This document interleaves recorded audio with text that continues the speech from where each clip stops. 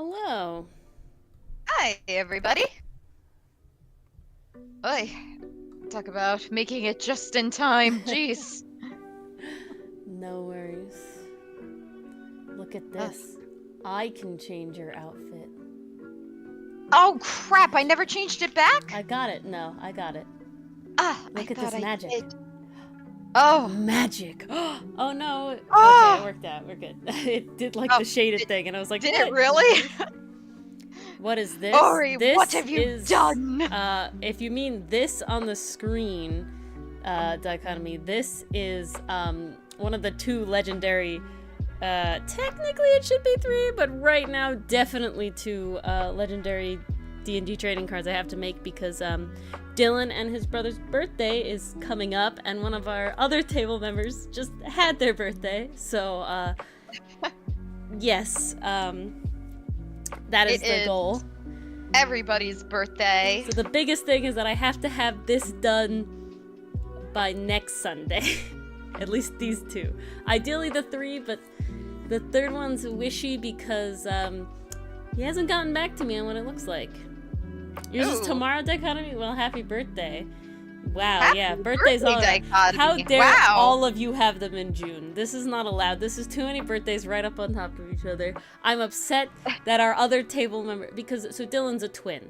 So him and his brother unfortunately had to have the same birthday, right? Like that, I can't blame them for that. It was too non-negotiable. hard. However, the fact that our other table member's birthday is also the same month, it's just bad. I'm upset with him for that. It's not allowed. He had so many other months. He had the freaking 5 months at the beginning of the year. He could have done next month. We don't have birthdays next month. We don't have birthdays September, October. Like, he could have had any of those days, any of those months, but he had to pick the same freaking month as the pair of twins. At least if he had Mars' birthday month or my birthday month, that still would have only been 2 people. But now it's 3.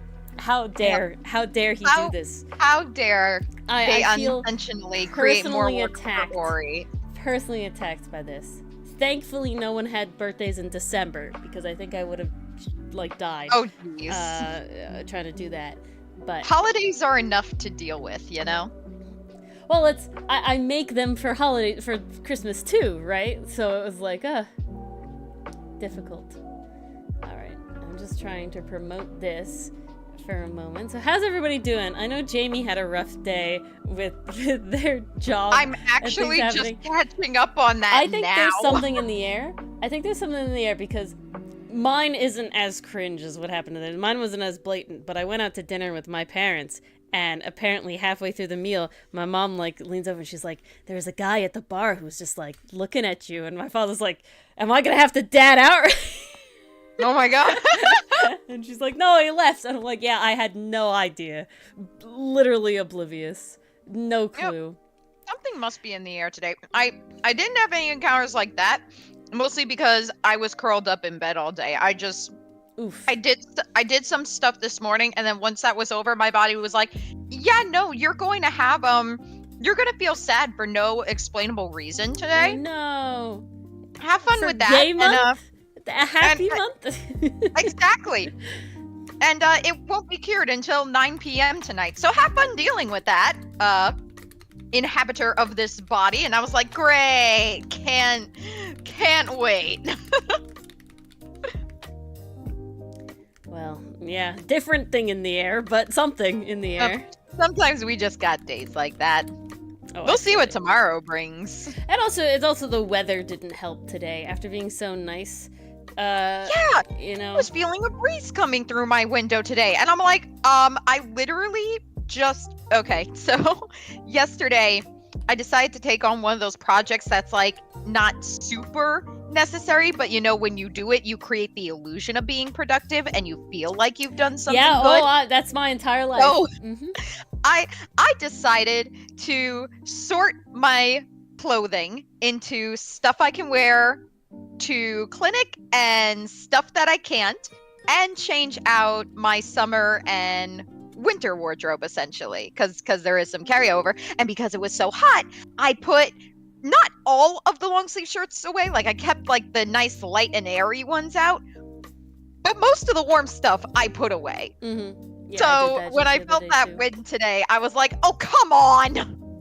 I literally just fixed this yesterday. Are you kidding me? Thankfully, I wasn't that close to the weather change, but yeah. Oh, 3 weeks ago, maybe? Maybe 2. Oof, 2 weeks ago. that's We smart. did it, so. But finally, I collect nutcrackers, and I'm talking the Christmas, like, men nutcrackers, right? Like the ones that are dudes. Mostly dudes. I only have one female nutcracker, and I Her will say, collection definitely not is what I want. impressive, I guys. highly prefer the guy nutcrackers. Yes, I have 76, somewhere in there. You do too? Very nice. Beautiful. They have been out since the day after Thanksgiving. Yeah, I'm close to 80 right now, and they sit in the front room, like on this piano of my house. Yeah, I'm winning. Thank you. They're very gorgeous, and I do love them a lot. I definitely have a picture of them, but we only just took them down the other day, like last weekend. We put them away, so it's definitely like, ooh, kind of empty over there. Ugh, what's gonna go in their place? We have, normal everyday person stuff that does belong over there. Like regular photos of our actual persons and everything. I'm gonna see if I can literally search my photos for nutcrackers and see if they come up. Nut. I'd be very surprised if they didn't. Oh yeah, there they are. PCM, I see you hiding out there. Welcome, welcome. How are you on this fine evening? Hello, PCM. Look at this. It doesn't even possibly interfere with your normal nooping, so that's good. Yeah. It feels so surreal to me to be having this stream on a Saturday. I'm just like, definitely what odd. is happening? This feels so weird. Okay, I put my nutcrackers in couch. There's 2 big ones that you can barely see out of frame on the left and the right that are like 2.5 feet tall. So those aren't pictured there. It's a lone one-time exception dichotomy. We normally we're not trying to move it from Sundays. What happens is we play our table game on Saturdays. However, this week one of our table members couldn't make Saturday, but he could make Sunday, so we just flip-flop them, and then because, stream is easy to flip-flop, so we just flip-flop. So the only time we would be doing this on a Saturday is essentially for that exact reason, right? Yeah, so it's literally like, if our play our game game moved on Saturday has to be to Sunday, this will be on Saturday, because essentially Mars and I are obviously both free. Yeah.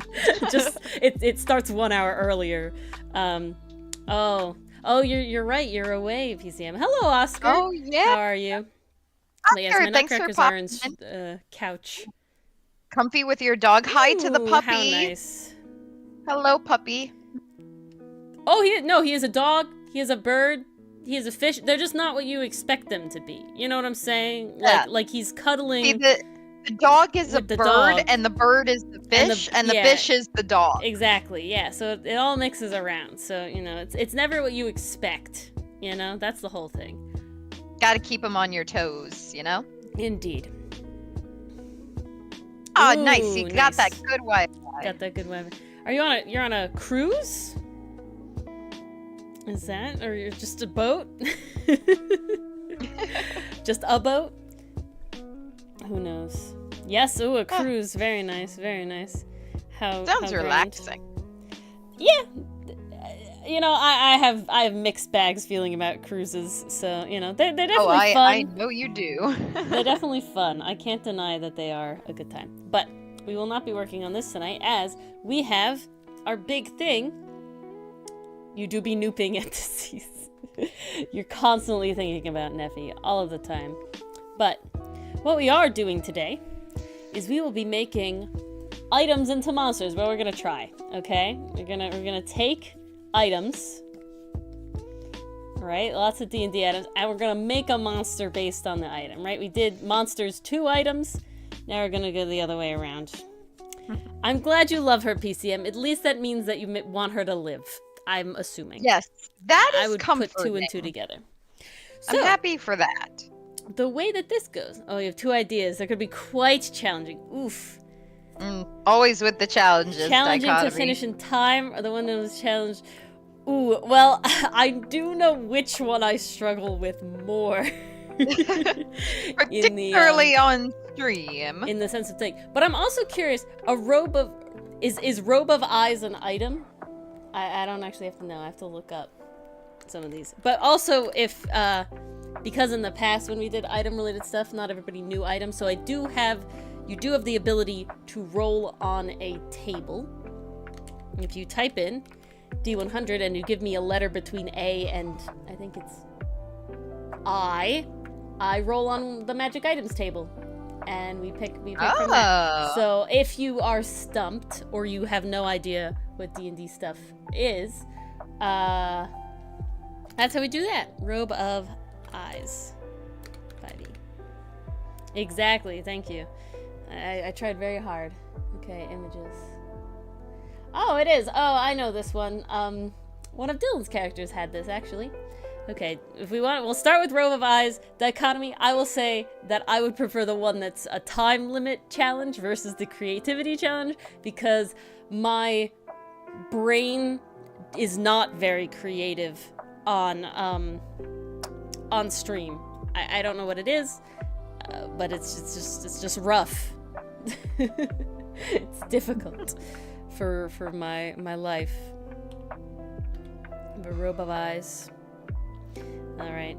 I'm gonna take a little. There's a lot of different kinds of eyes in here. Some of these look really like owl eyes, right? These orangey ones look very owly, and then of course you have these are very cat-like.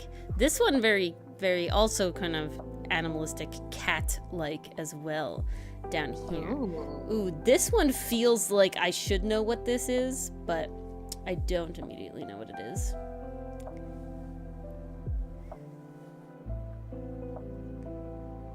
Oh, okay, I'll have to... Staff of Healing. Let's look this one up. Staff of Healing. Gotta do some research. Oh, goodness. Oh, I forgot. Yeah, okay, this dude. The totem pole staff, yes. Copy image. We'll have a good time. We'll deal with that. We'll cross that bridge when we get there.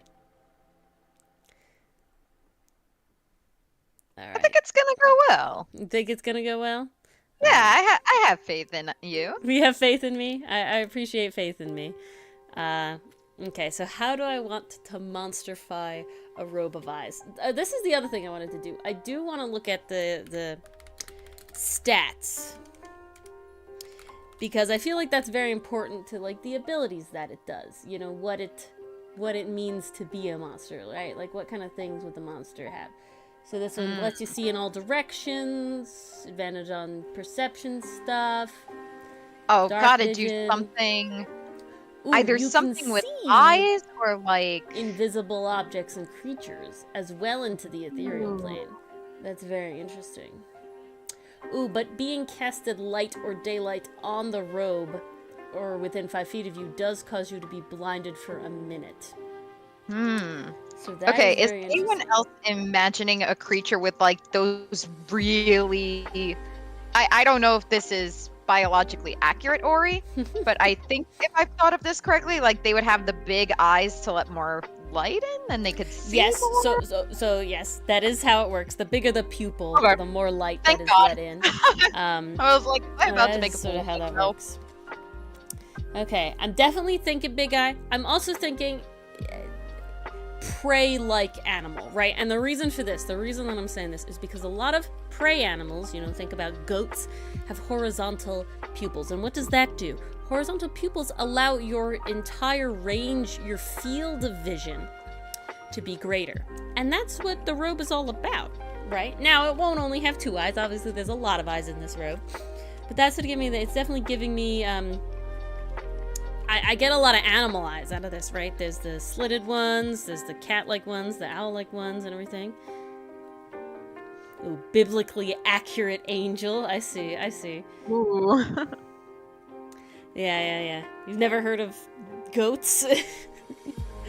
All right. Let me find my timer. There it is. And here we go. Oof. All right. Off to the starts. Ah! It's definitely gonna be goats don't exist. They faint a lot, so sometimes they don't exist. I probably should have looked up a goat before I start the timer, but now we're just gonna... Would you like me look one up on the timer. I found one. I got one. It's here. Hello. There they are. Ooh, the ones with the long ears. Okay, the ones with the long ears. That's the shit right there. Okay. Oh, yes. So we gotta have a little goat face, kind of like this. We'll get the bulgy eyes there, and then I do want it. The ears are important to me, and the reason the ears are important to me because it mimics the hood, right? It mimics the hood of the thing, of the robe. That's the word I want. Happy weekend. Yeah, happy weekend. A little bit of busy weekend for my tastes. I need people to stop doing things on the weekend. You know, how dare they? I want my weekends to be chill. Chill weekend would be nice.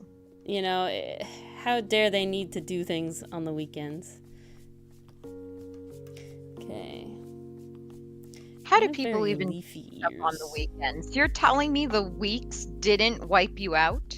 The weekdays? Well, you know, if people want to, like, hang out and do stuff with other people, unfortunately, the only time to do that, usually, you know, in classic circumstances, is on a weekend. And while I understand that, I don't want to do that. I like to spread my time throughout the week instead of doing 80 bajillion things on a weekend, you know? That's my least favorite part about it. Do you even remember a few sessions ago? I don't know, PCM, do you? You're losing it. That is a true question. You're losing your mind as you slowly devolve. Please don't. We need your mind so you can continue telling the story. Continue to Noopin land. You gotta keep nooping. Okay. Keep on nooping on. We'll give it like this. And give me a goat. Goat bodies are very stout. Very, like, square. Okay, this goat has a much longer neck than it should, so we'll fix that. I don't want it to have that long of a neck. There you go. Smaller body. There it is. That's kind of goat-shaped, roughly. Alright. Ever Instagram that much?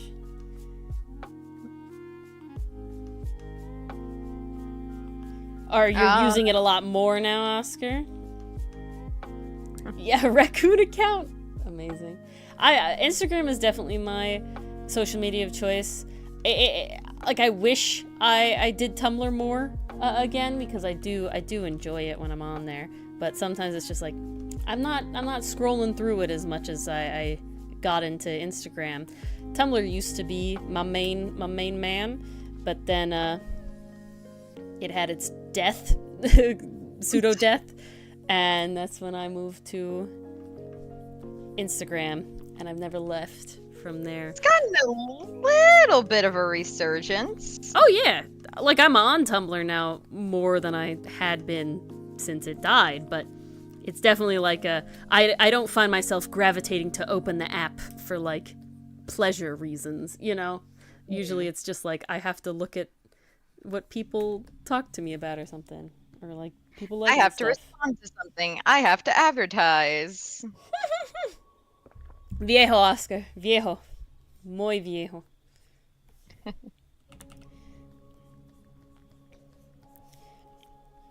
Alright, we'll make it kind of wrinkly. And it's got this kind of like sheath on it as well. Ooh. Like this. Okay. Because, you know, you gotta have the robe vibe in there, right? It can't just be the eye vibe. Oh no, it's gotta have embody. It's a robe of eyes, right? Exactly. Ooh, what if it... Okay, no. Instead of this, Although I will say it kind of looks like... It's just wearing a robe at that point, right? Right now, it just kind of looks like a goat covered with a blanket. Exactly. That's not what we want. We want a like goat covered with a blankie is very cute, but... I don't think that's what you're going for. No, we need to get like a mane going in here. Ooh, how about a mane and the tail? Yeah, longer tail. You do Let like me a move nice the whole thing over tail. here. We got a tail going. Thank you, Oscar. I appreciate the promotion. Yes. Oh yeah, how's that doing? A lot Enjoy of my kudos? trigun brain rot. You know, it's funny It's stagnated. because there are some days where Ample Kiss surpasses Lost Geraniums, and then other days they're like neck and neck. It's Ooh. really wild to watch. Yeah, that's It's how like the internet works. watching a race between your two favorite picks. It's like, oh, which one's gonna win? Which one are people gonna like? Yeah, that's. I'm still getting how it occasional is. on there. I think try to respond to each one. Instagram changed its algorithm because They did. They They definitely did. They yeah. now do it by how popular the post is within a certain amount of time, and that's the one you're shown on the tag. I think unless you click on recent to get like the newest stuff, you're not going to see like well, the because latest. I'm posted. seeing it It's like ridiculous.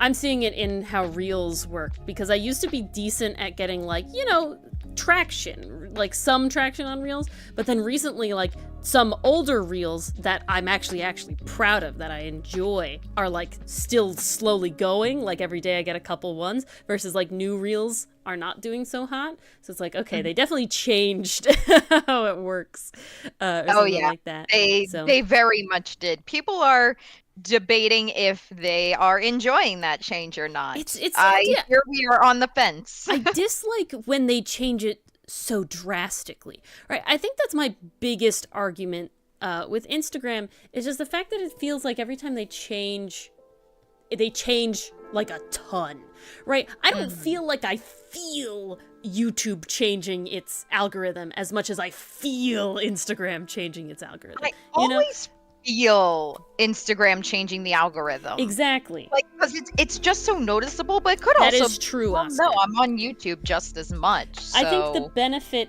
that Instagram has to that, Oscar, is that you can't post just text. You do have to post like a picture with it, so you know you can't just go as ham. What dichotomy? What are you taking notes on? The Instagram algorithm, I'm fairly certain. I Dichotomy's on Instagram with their thing. See, and that's the other interesting thing. Dichotomy, I don't feel it as much with the Origami Curio account. I really feel the algorithm with the art account, like the just art account, like really bad. I really feel it. Versus like, I find that the D&D space, at least whatever niche that I've managed to fall into, just sort of goes, right? It just sort of happens. I just sort of let it be, and it just sort of goes. But I'm like trying with the art account, because to me that's like, if you like my art, you'll like the comic. Read the comic. Read the comic. You know, I'm trying to be like, read if you the like comic. Ample Kiss, maybe you'll like Read the Outcast. comic. Please read it. Read the comic. I promise there's lots of inner thoughts happening there. But Mazin, hi! I don't feel that. Hi, Mazin. Oh, welcome back. Happy to have you. Is it Mazin or Mazin? I've been saying Mazin. I was definitely pretty sure I was saying Mazin, so let us know. Please let us know what you would prefer. But yes. Yeah, exactly, Oscar. That's what I need. Push the comic down their throat. Oh, guys, this Like week, our voice. when the comic comes out, Amazing. it'll have a Okay. French release Ori. as well. Amazing. Ori, we were both wrong. We were both It's wrong. Amazing. All right, amazing. Amazing is what you are. There you go. Bam. Indeed. Okay. It's kind of That's an easy way giraffe to goat, remember. but that's okay. I like giraffe goat. You know, It's meant to be a monster, so I'm so not particularly upset natural. in any It sort of definitely way. looks different. I love the floppy ears. That was I just very want to like important. grab the floppy ears and play with them. It's like the Yes, lamb's ear French plant. Oscar. Yeah, Grenade has translated some of the comic into French, and we will be uploading that on French Webtoon on Monday, along with our regular English and Spanish Outcast updates. Yes. It's I am pretty curious wild. to see what the French market thinks. I'm curious to see, because at least with the Spanish market, I definitely was like, I feel like they're gonna like Milano, and I have been proven correct. They very you much were right. enjoy Milano. You're absolutely right. Oh, exactly. Global domination, indeed. I literally said that the other day. I was like, I am slowly... Oh, okay, so I have a bunch of college friends, and I don't really talk with them very much because, God, everything is so busy in life. And I played D&D with them once upon a time, but their playstyle is just not for me, so we really only talk every once in a while. But what I try to do is we have this game that we like to play. It's called Bonanza, and it's honestly my favorite card game ever in the entire world. And so I try to make a point to arrange a time for us to play it together every once in a while. And so we just played it on Wednesday last week, and it was really nice and really fun. But, you know, we were like talking about life briefly and stuff. And I was like, yes, I have so many accounts that, you know, combined one day I will mathematically be able to take over the world. You know, not like a lot of them are the same person following, you know, multiple accounts. No. I'll just be able to mass dominate one day. And it'll happen. The banana fairy? I got lost here. I'm sorry, what now? Banana fairy. I got lost in chat. I looked away. For how long? I think I see another person. Gerard for life. Hi. Oh, hello. hello, Gerard for life. What's so cool? My goat Robe of Ice monster. I'm pretty happy with it so far. It's just every time that I do one of these new challenges in a new way, there's always a part of me that's like, you're going to do horrendously because you have to be live and talk with your brain and be creative. Like, there's a lot of multitasking. There are a Jesus. lot of, if I can say, there are a lot of cognitive components going on. You're using a lot of your executive functioning abilities when you're doing this. Look, we get a lesson from Mars. I will get up my grad school pedestal now. Pedestal? Pedestal. Oh, jeez. Okay, what was clearly that, I need Mars? more chocolate. And clearly I need more sugar. And so yeah, for kind of look, yeah. So it's vaguely goat, but it's supposed to be. If the Eye of Robes was if the Eye of, I keep saying that. If the Robe of Eyes was a monster. So that's what we're doing today. We're making D&D items into monsters / creatures, and this is our first one. So we will have a time, and you guys will get to suggest more, or if you don't know the items and you want to just roll on a table, we have a table you can roll on when it comes around to that point. Yep. All set So up, lots nice of fun and stuff. Easy. Yep. Very easy.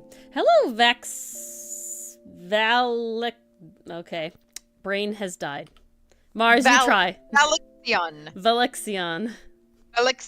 If that is correct, tell us. Yes, if that is not correct, please also tell us. My brain kept trying to evolutionize it, like really, really hard. Okay, I'm so glad I'm not the only one, because Okay. that was what I used to figure it out. That's what I was trying to do, but my brain was just like, you can't do it. Valexion. Oh, Valexion. Valician. All right. Okay. Val Valor. also works. All right. Wait, I gotta try. I gotta attempt to make it happen at least once. You know, I have to try to pronounce it once. Then the nicknames can come. Right? Gotta be honest, Dichotomy, I think we found our poison evolution. Like, that just sounds badass. It does. I actually sent Mars this funny post from Tumblr, and someone was like, what do you get when you give an Eevee a French stone? Napoleon. And then somebody in the tag said, Viva la Revolution. And then somebody drew it, and it was epic. And they were like, the smallest evolution. It was very fun. It was so cute. Oh, yeah. No, not a new one. If only. If only there's a new one. Oh, I'm about to run out of time. Speaking of Tumblr, Ori, I am sending you something. Ooh, amazing. I do Profound believe I want- disappointment. I'm very sorry. Oh, we No, do you're like puns great. in here. Oh, we love our puns. Oh, okay. Ah! Well, we didn't get super far on it, but I will say monsters are sometimes much more in depth than items. Monsters are but way more involved. This is our idea for the Robe of Eyes. Yep, I said it right that time. Robe of Eyes as a rough monster. outline. I gotta be honest, I want to raise a whole flock of these guys. Just like have a farm Evolve it to in take D&D beyond. and raise a flock Beautiful. of them. A region exclusive fuel gnomes. Oh, No a man. beautiful Val. Yes, lovely. Amazing. Lovely. I love Alrighty. it. We have the Robe of Eyes. Alrighty. Next one. We have the healing staff. Is it called the Staff of Healing or Healings? I think we said Staff of Healing is what it's called. So that's I something do like believe so. that. I do believe so. That feels Okay. right in my soul. Now, I am going to look at the stats solely because, well, obviously healing. You know, sometimes they do other shit. You know, sometimes they do other things. Staff of Healing Ooh. 5e. Ooh. So interesting So looking. give all. Oh, dang. All right. I'm glad we got our new privileges back. I didn't know we ever lost them. Yeah, but I'm glad we got them back.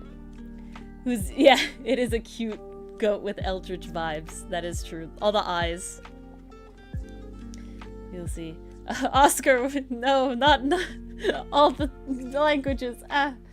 Okay, just use. He's you can too use powerful. Cure wounds, lesser restoration, mass cure wounds, and it has charges. Okay. So it's just healing.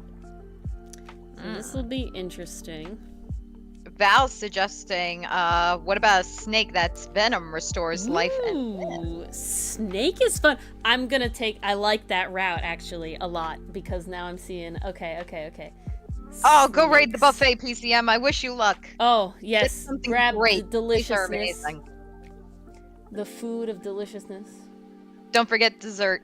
Okay, because it's kind of tapered. I kind of like, I kind of like, okay, we'll go that way. I don't want that on at the moment. Alrighty, let's go. We're going. Timer always stresses me at the beginning, and then there's always a point where it's like, oh, this isn't so bad, and then it's always like, and you're done. And it's like, what? Hold on. I wasn't ready. The blue crystal staff from Dragonlance. I am not familiar with that one. Are you, Ori? No. I would have to look it up. If there is official art on it, we will do it. Okay. Kind of got snaky snake, shapey shape going on. My nose is itchy. And that is my life. Okay. I mean, Oscar, are you a criminal if they gave you permission? Ooh, that is a question. And also, anything's legal if the cops aren't around, so. Yeah. I feel like we might have to double check that with Dylan in 2 months. The answer is no, but the sentiment still stands. If you don't get caught, you know what I'm saying? That's it. I mean, you were given permission. You were in the clear. That was the contract. Grunkle Let it be known I says am it. not a law student. I have only played Ace Attorney. That is the extent of my knowledge. Oh my god, imagine if we based all of our life decisions on how Ace Attorney's laws were. Jesus. Good God, it would be chaos. Okay. So now... Yes. we suddenly remembered these 2 laws, which are very important, exist in the 6th place, so you might want to start applying them. That's okay, Mazin. I have heard of Dragonlance, so I do know of Dragonlance. I don't have every single item memorized, and I will say it does have to have official art, just so that, you know, it's kind of easy to reference and everything, because if I'm being completely honest, on stream, my creativity, like, dies very easily, so I'm trying to give myself sort of, ease with, giving it sort of these, restrictions, right? Being very so trying to come out of the blue of nothing would be very hard on stream for me. So as long as it has the art, then we're good. Topeka, Kansas, it's illegal to throw snowballs. Do they get snow there a lot though? Snow? Yeah, that's what I like. Do they get snow enough to have it be like a concern? That's the true question. Okay. So we got sort of, that was the toes of that guy. We got sort of the brow here. And then we have, oh, he's got swirls and stuff. This guy's got sort of lines. So we'll give these sort of like lines in here like this. And how does your snake head eyes work? This is sort of how your eyes work. Like that. And then the mouth would kind of come like this. Ooh, okay. I'm not being very accurate with snake anatomy right now, but I only have so long. The timer ticking. So I learned something from Dylan, and now I might not be conveying it right, so don't take this as fact either. But there's a lot of laws, like these crazy laws, that are actually utterly unenforceable, and so they don't really matter, and it makes it technically not illegal. They just don't take them off the books because, like, you know, lazy? Who cares? Yeah, essentially. So that was something interesting I learned. Okay, so we got another sort of band of the double circle beads here. And then this guy has a lot of concentric circles. So give it like that. And then he's got more concentric circles here.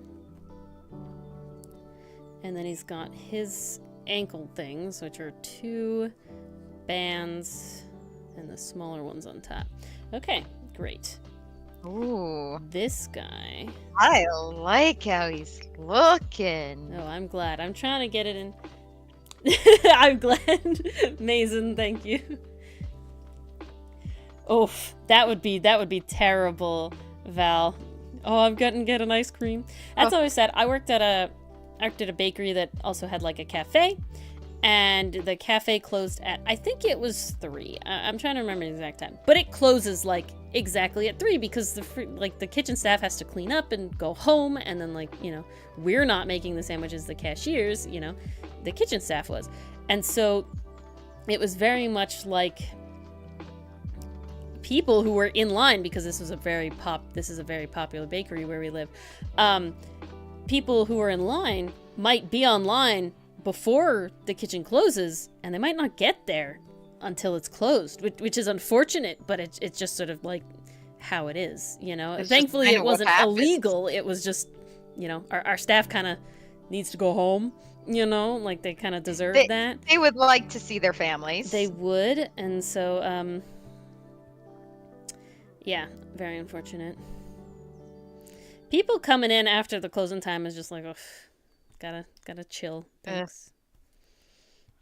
People who do that, it's like, 1, please read the close sign, and 2, if you stay and insist, like, no, take my order, it'll only take 5 minutes. 1, it never takes 5 minutes. 2, stop being entitled. My thing is the fact that it's like, I literally cannot make what you want. Like, the people are gone. You know, like I don't make the food. Wasn't there, I seem to remember there was a story where a customer requested something very specific of you, and it wasn't that the chefs weren't there, it was that you guys straight up didn't make it. Oh, a big one. We never sold donuts. The bakery never sold donuts. However, multiple people come in. No, I think the story, I'll tell you the story in a second, but multiple people come in all the time asking for donuts and or bagels, and we don't make either of those things and never have and never will. And then it's just like, yeah, I know dichotomy. Oh, I have a good story about that in a second, but it's so shocking. Yeah, exactly, Val. You should never make an order 10 minutes before closing. But the story I believe Mars is talking about is that we were a Danish bakery, right? It's owned by a man who is literally directly from the Netherlands, okay? And so we sell a lot. We have a case in the bakery of a group of items that we call Danishes. There's different kinds of Danishes. That's what we're taught, right? When you're like become a cashier. And this man walks in and he goes, "I would like a traditional Danish." And I'm like, "Okay, here, sir." I gesture to the case. "These are the Danishes we have. What would you like? I can tell you what they are." He's like, "I want a traditional one." And I'm like, "Sir, I have not, like, I don't know anything by that name. Like, we don't call anything in here traditional Danish. Like, what is that? What does that have in it? And I can hopefully get you the thing that we have. We just call it something different." He got so huffy and he just stormed out. And it was like, "Okay, I probably had what you wanted, but I just don't do it." It's like, you just could have gotten one. Not sure why you did that. Why you couldn't tell me what it had in it? Okay, but Val, what if you said, "I want raspberry crown the pastry," or "I want the pastry raspberry crown"? Then it can't give you a wasp. We would have to run that one by Dylan. Dylan was definitely a genie in a past life, or he has lived this entire life training to be a genie in the next one. The way he runs his campaigns, definitely. The way he runs his freaking life. I mean, Jesus. So that would be a Dylan question to see how he thinks of that, if that would work or not, Mars. But the other... It's a pastry full of wasps. Oh, yeah, see, there you go. No! But the other great story I have is that, we had... obviously we work Mother's Day, and that's a very busy day in the bakery business. A lot of people getting cakes and stuff for their mothers. And we close at 6, okay? We have a door that doesn't lock if it gets opened again, right? So if we lock the doors and somebody leaves the building, that door won't automatically close enough to relock, and somebody can open the door again, right? And I learned this rather quickly, and I would literally listen for people to leave the rest. Like, I would listen for that door to open, to literally drop whatever I was doing, to rush out and follow them to fully close the door, because obviously, as you may guess, it is incredibly common for people just to walk in while the door is open, because it doesn't act like we're closed, right?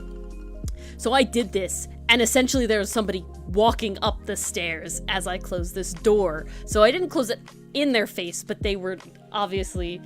this is the Staff of Healing. 50 Moon, welcome, hello. And Hello, 50 Moon. Welcome, welcome. They were like banging on the door. They were like, "I need to get in." And it was like, "No, we're closed." And it was like, "It's from my mother. I need to get her a cake." And I'm like, "You didn't order a cake." And they're like, "No, I need one of the cakes." And I'm like, "I would like to go home to my mother too. Thank you. I haven't seen her all day." And it's Mother's Day. And yeah, exactly. It's Mother's Day. So we got the same thing at the place I worked. I cannot tell you how many people came either Valentine's Day or Mother's Day. They would come running in looking for flowers day of and be like, "Where are all your flowers? It's Mother's Day or it's Valentine's Day. You should have flowers." I'm like, we did. We did? Oh, like, we did. On Saturday. we don't have them now. Maybe you should think of your mother and or partner before the day of. That's my favorite thing. You should have this, and it's like, yeah, I did. And Yeah, everybody else I who had was it just once upon a slightly time. more prepared than you in their last minute preparations got it Yeah. first. That's Whoops. just literally how it goes. Exactly. Oh my god, it cracked me up sometimes because I was just like, yeah, this is why I did my shopping 2 weeks in advance, because I knew it would be like this. And they forget. Like every year, it's rinse and repeat. They forget by the next year. Oh, like yeah. they didn't go through the same hassle. Well, they expect the that first time. you have learned, right? They don't have to learn. You have learned. Yeah, no, there's nothing for us to learn. Exactly, Val. Yeah, There's Christmas literally is the nothing for us same. to learn. Oh, jeez. Don't even get me started on the holiday shop. I will say, we did have some good ones. I do remember working in 2020, and there. Oh my god, it was so cute. This woman was doing her Christmas shopping. I'm on cash register, and the entire time I'm ringing her up, she's like humming Christmas carols to herself. She's like, she's going through like the whole album out loud, and I'm like, wow, nothing Dedication. can kill this woman's mood. You know, applause. Freaking applause. Freaking encore. Good Exactly, for you, lady. Oscar. Good for you. How are you out of blank? It's this day. Yes, it's Because this day. it's that day. We're sold out. If it wasn't this day, I would have the thing you want. Literally. Well, then sometimes it works in reverse. You're putting out the autumn items in the middle of July, and every time the customer walks in, because you know it's like right at the entrance, they're like, "Oh, you're putting out the autumn items already? Don't you think you're moving the seasons kind of fast?" I'm like, yeah, but it's not me who's moving I them. will say that does pain me. not I won't me. lie, that does pain me. Right? I didn't can't do deny. that. But it's not the employee's fault that they're doing it, you know? Lady, I am just the. I Life can't even hack say indeed. distributor. I am just the displayer. I am putting stuff out. I am not in charge of shit. Oh, not a party store dichotomy. Oh no. Is I have she? heard people lose their crap at the counter when ordering balloons. Like, again, day of. Did you ever come across that? Oh, I'm so curious what you got. Why isn't it out yet? Damn. Oh. It's no winning. There's no winning. I would never say that to like an employee or something. I would never like be like, why is this already out? It's more just like, no, stop. I have Time. had people do that. Specifically with electronic items.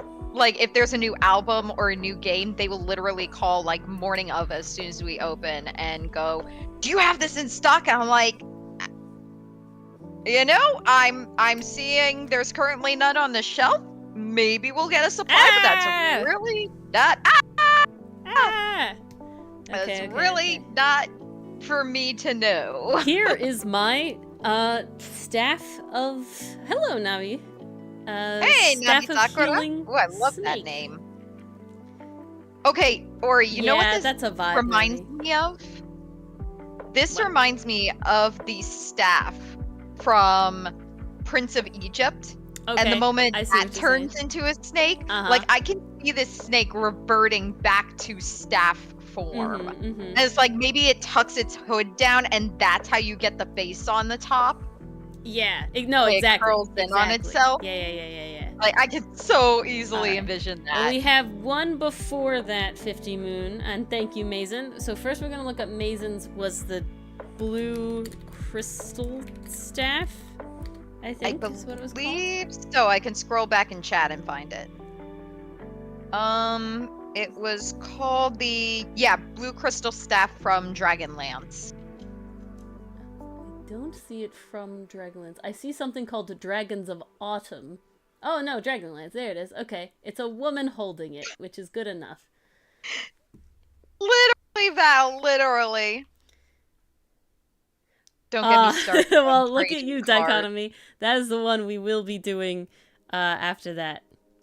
I mean, hey, it's got a vote from 2 people. I feel like we must. Ooh. This is the blue crystal one. So this is the blue crystal staff. What is happening? It didn't click. I don't know. Blue crystal staff. And let me grab, so we have it in line. Everybody likes the staffs today. Staff of Wonder. I will say, along that vein, Val, I have never waited for a game like that, but I have gone to releases day of. One of the best experiences I had was when I was up at college, and we all went to our local GameStop on the day Pokemon Sun and Moon came out. There was literally, so we had not only the college crowd, but there was also a middle school and a high school, like all within the vicinity. So it was just a whole bunch of middle schoolers, high schoolers, and college kids. Some of them in their bachelor's, some of them in their master's, just lined out outside this GameStop. I swear it went on for an entire block. It was amazing. And we were just all vibing. We were like, oh, what generation got you into Pokemon? What starter are you going to get? What version are you going to get? This is hilarious. It took like maybe 3 hours, but it was amazing. I have... So first, let me...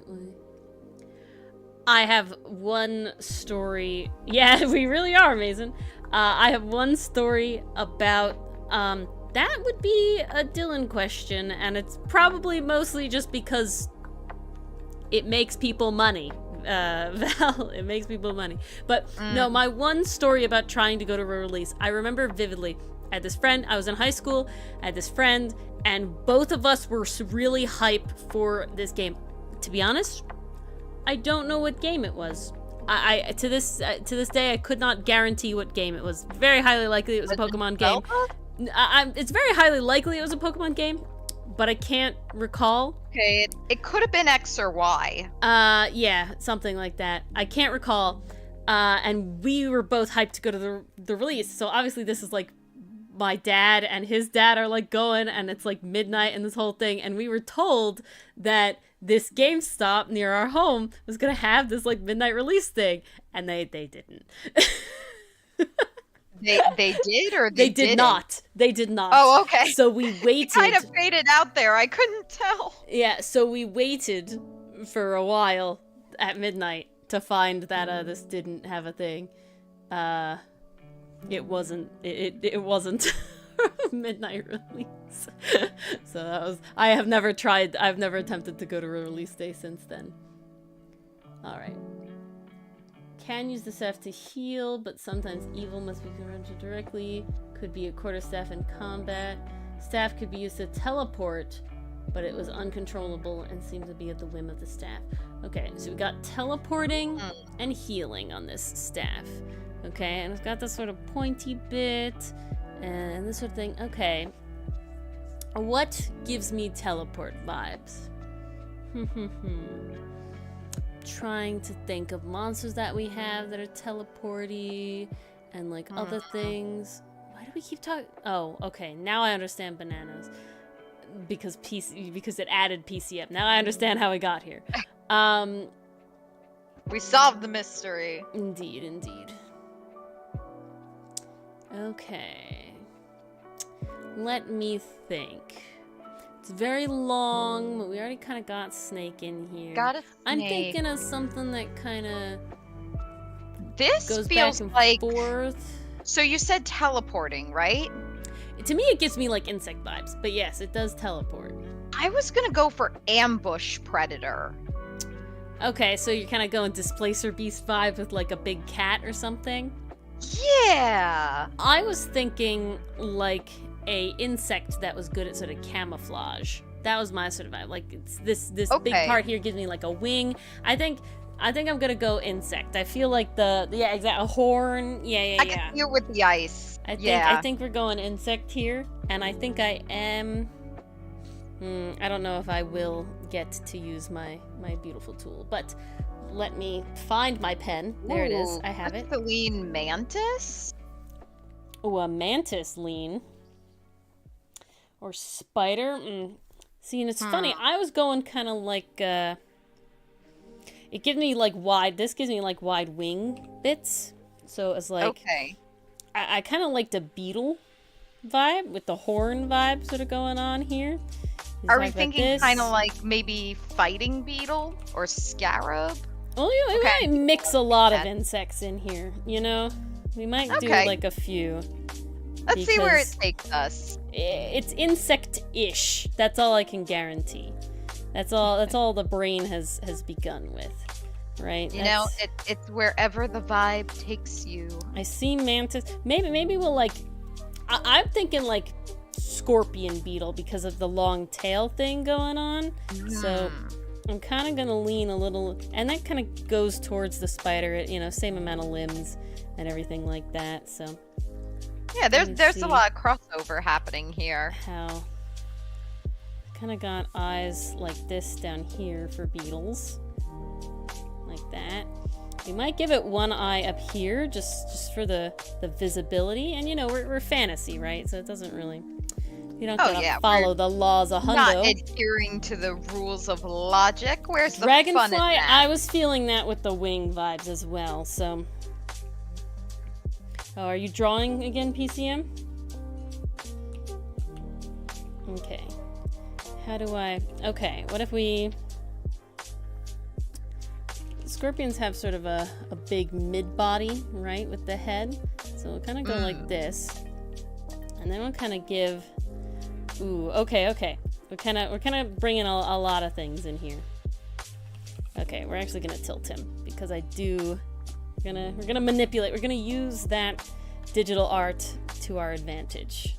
Yes. Okay. Use the advantages of the medium. Oh, you're gonna drop the story of the lifetime. Ah, yes.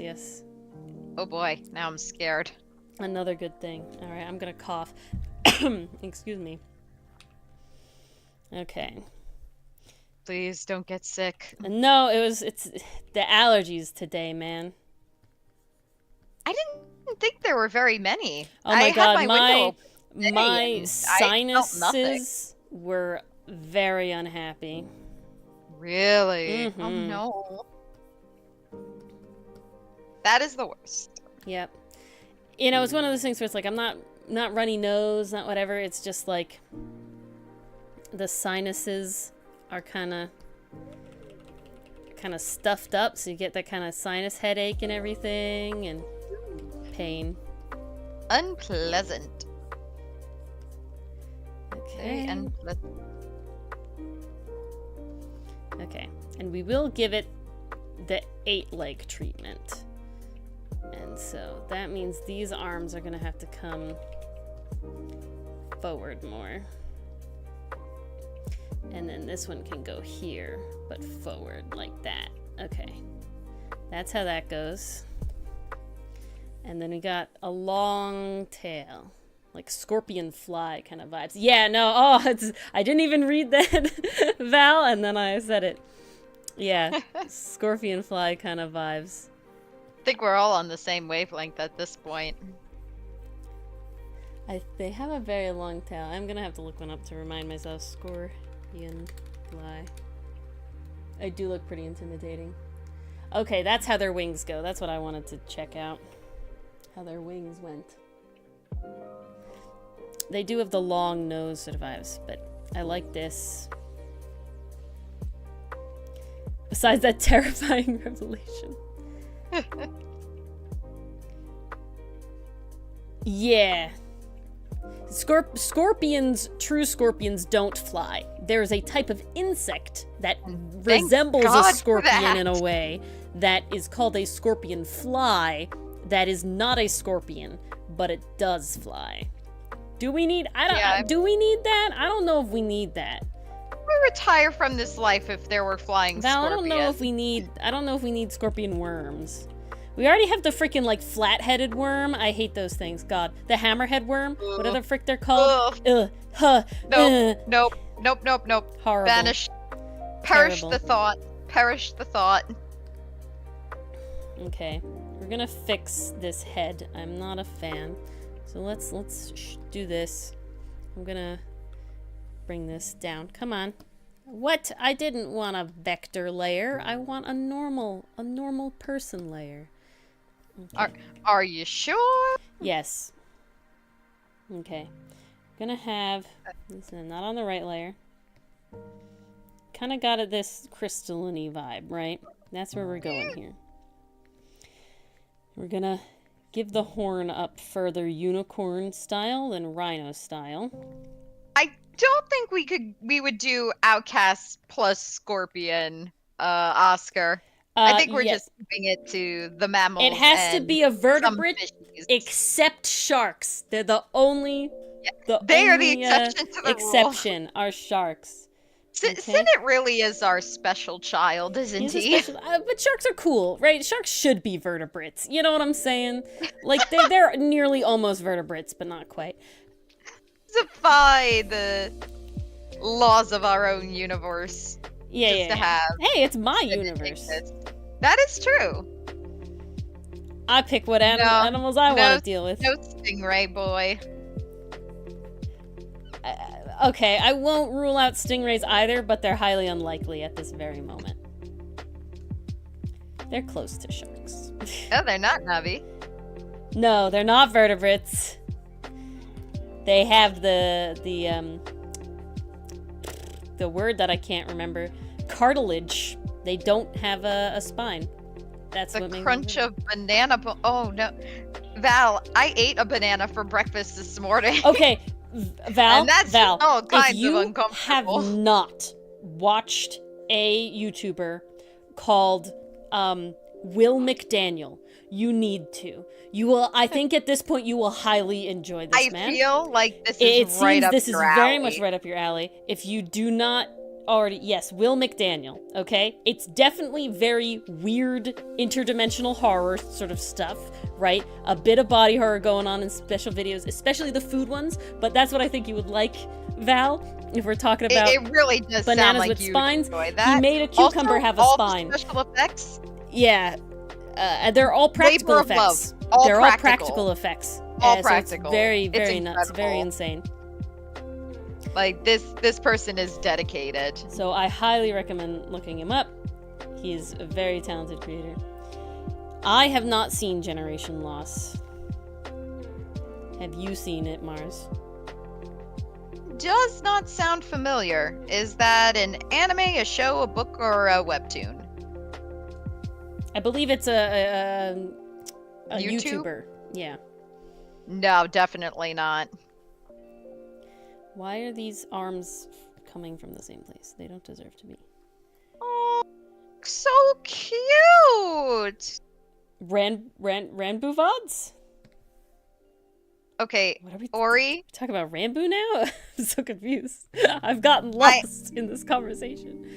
I have to ask Ori, how big are you imagining this monster? Kind of small, actually. But Small kind of enough annoying. to ride on my shoulder? Yeah, I would say like blue jay sized, because it's supposed to be healing.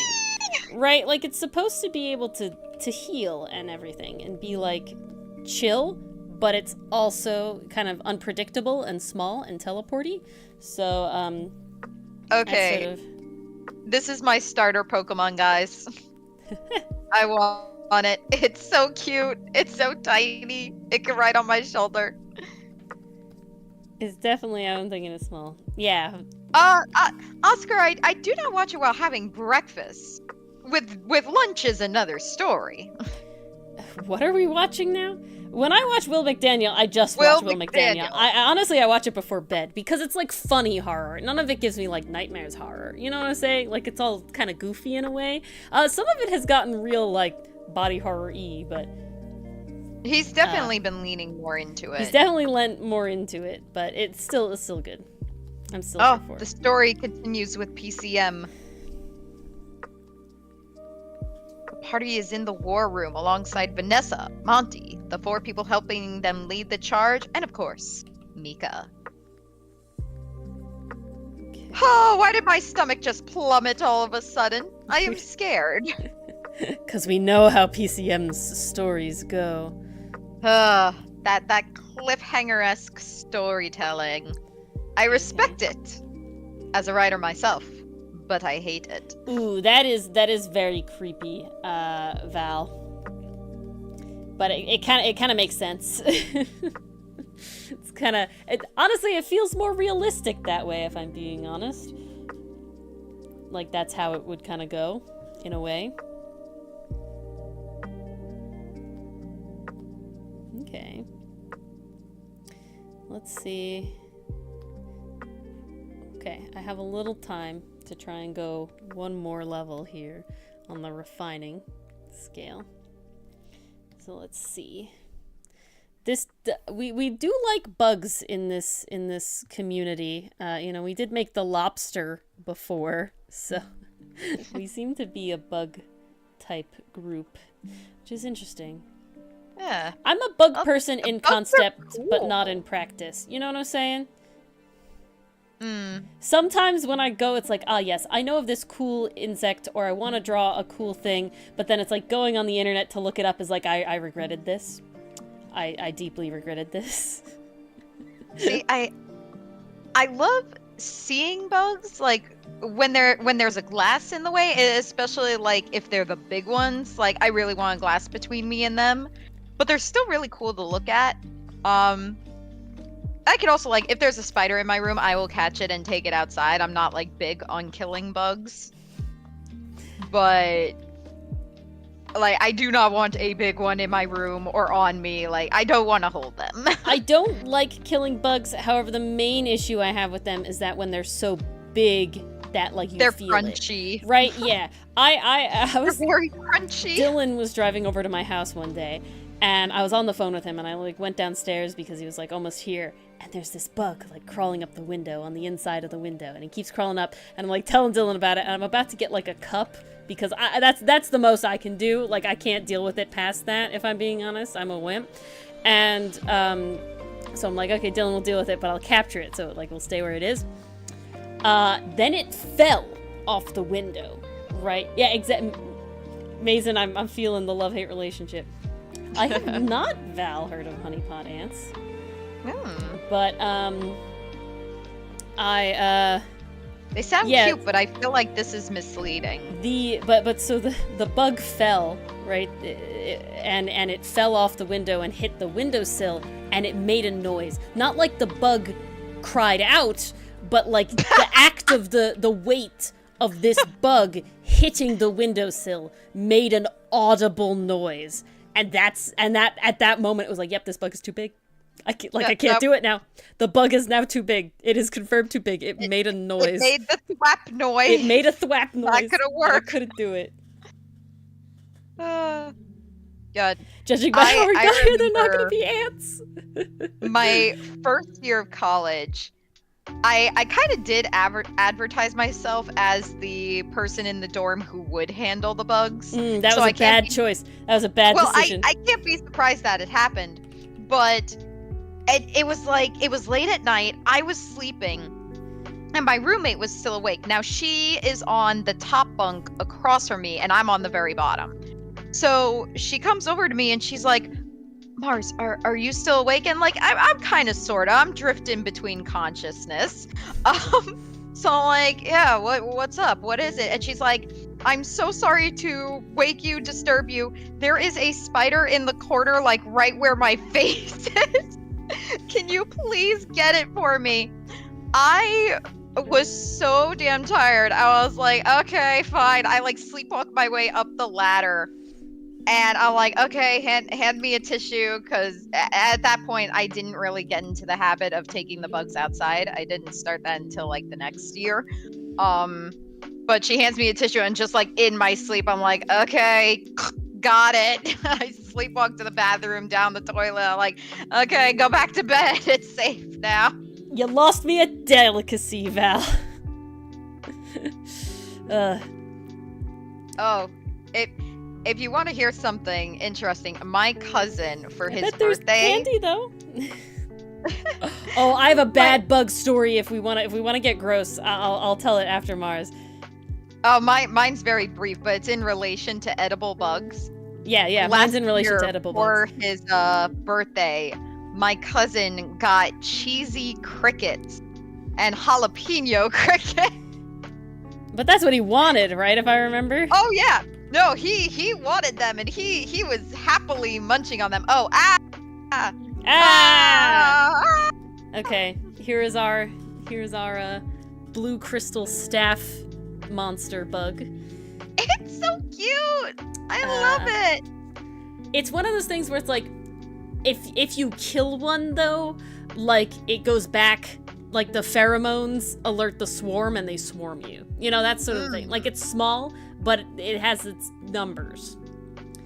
But okay, yeah. so it's got like the hive supporting it. Yeah. My quick thing about bugs is that there's a cheese that I can't remember the name off the top of my head, but it is illegal. You cannot legally sell this cheese. Why can you not legally sell this cheese? It is because it is a cheese that is made and sold specifically with live maggots.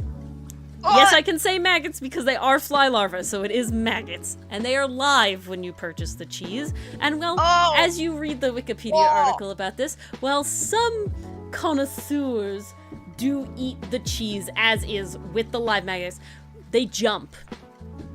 So people have to shield their faces while they eat the cheese so that the maggots aren't jumping all over them in their face. Other way you can eat the cheese. Learn this? Yeah, it's because one of Dylan's friends was telling us about it and about this whole thing. And another way you could do is you could put the cheese in a bag, like a plastic baggie, and wait because when the larvae start to suffocate and they jump out, because it's what like curdles the cheese in the specific way for the flavor, and they jump out. So once the bag stops popping, all of the maggots have left the cheese and died in the bag. And then you can eat the cheese without maggots. Now, why is it banned? Okay, I'm gonna tell you why is it banned. Why is it illegal?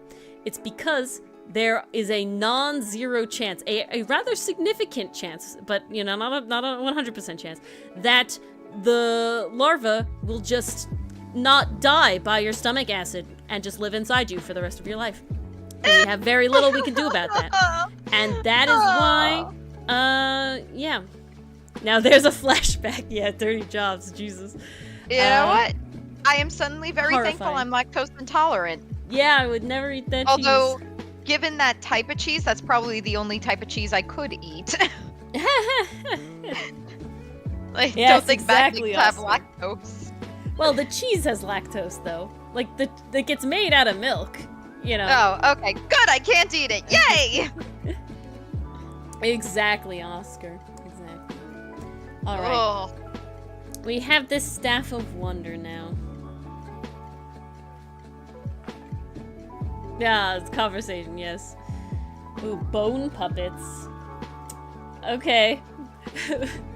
Valdez also gives me, it gives me the rather early episodes of an animated, self-animated thing called No Evil on YouTube. I knew you were going to say that.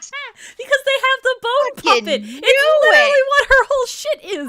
Her whole Ori, stick is bone your puppet. Your brain comes down to like four things. The comic, D&D, Will... McDaniel? No! McDaniel, I almost said McDonald, and No Evil. Hey, I have more facets than this. We talk about other stuff too. If you want me to break you down and make, you know, all of your stuff is just bash this and try that. I know you could. You said shit. I said fuck earlier. I don't. That one can't be worse. Shit can't be worse than the other. I agree, Mason. I have 2 glasses of milk at least, without fail, every single day. Favorite doctor? Favorite doctor? Oh, easily, David Tennant. David Tennant. Was he alive? Very easily.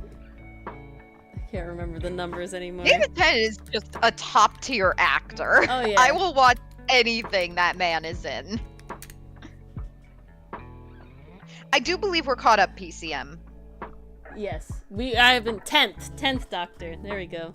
10th Doctor. Ah, 10th. Okay. I'm like, he's 10th or 11th. I cannot remember. I never watched that show religiously, but I do love David Tennant. Oh, dichotomy. You really got me there. Ah, Dr. Wily. Are we talking from Mega Man?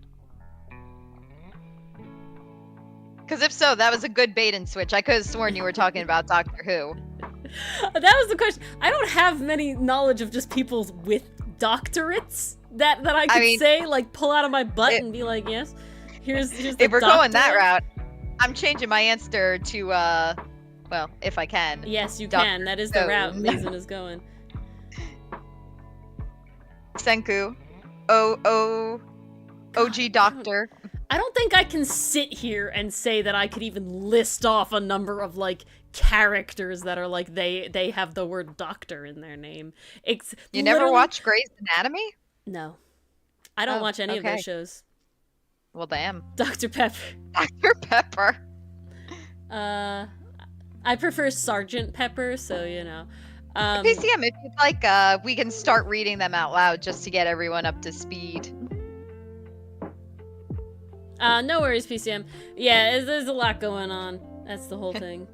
Chat's very active. Mars and I are very certainly grateful reading. for it. Yeah, no, love an active chat. So yeah, don't worry. They PCM. gotta We're following. give us some credit for our multitasking, please. Oh, indeed.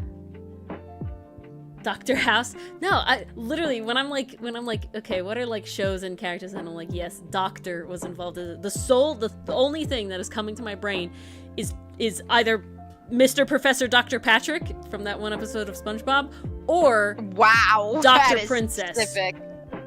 That's Dr. Princess. Yeah, from Adventure Time. Of She's course. not a doctor. It's a surname. But you know, I just can't.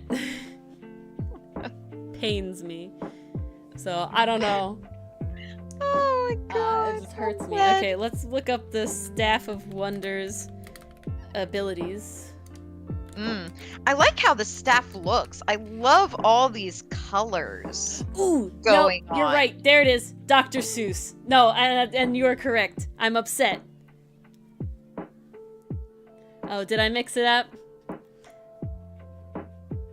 Then is it Dr. Prince? He's not a doctor. He's just a prince. One of them is the opposite. Okay, you got one of them on your side, PCM. So far, so good. Hopefully it continues to be good. Miss Dr. Lore of Morse. Well, thank you. Shit. No. My favorite doctor is Dylan. He has a doctorate of law. He can legally put doctor in his name. My favorite doctor very true. is Dylan. He going to?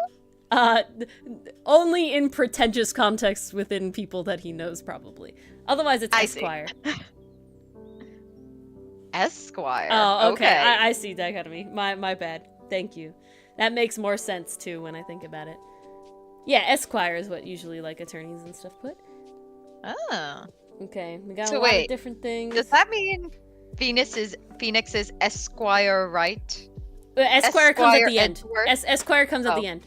So Esquire. So it would be Phoenix Wright Esquire, Miles Edgeworth Esquire, Manfred von Karma Esquire, right?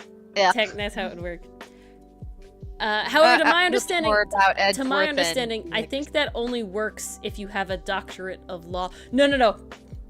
Val. It's hilarious that you bring that up.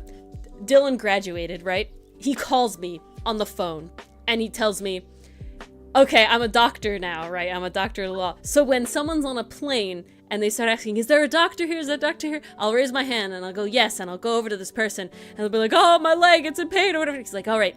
So this is how you can sue the airline, okay? So this is what we're gonna do.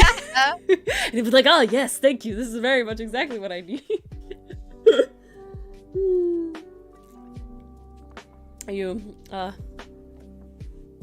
Alright, the Staff of Wonder does a lot of different small stuff that I won't read crazy through. If I'm being completely honest, it gives me incredible... What's the word? It gives me like a clown version of a Beholder vibes, right? Because look at all the little balls are like the eye stalks, and it's very all the colors colorful, and all the different abilities, mechanics. right? That's where my brain first goes to.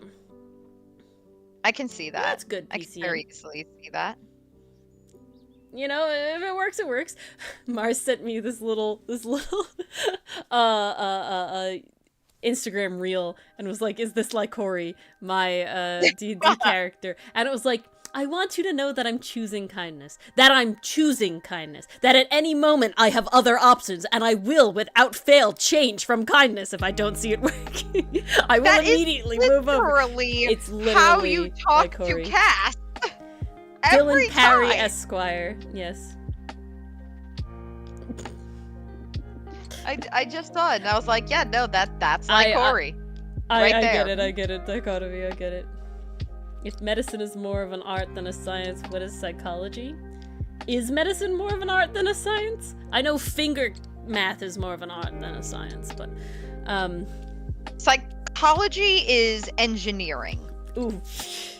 We're going all over the place. Always the hardest one, PCM. Alright, let's attempt this Staff of Wonder. I think I'm going Goofy Beholder. Door. We're just gonna roll with it. I'm very down. It can't be a beholder, right? Because it can't. But it'll be like, you know, like spectator. Okay, chat. I challenge you all to come up with a name that's like the Beholders group's naming schemes that would reflect this staff's boy. Did that make sense? Maybe that made sense. We'll see. Space travel is babysitting. Success. Is it? A looky-loo?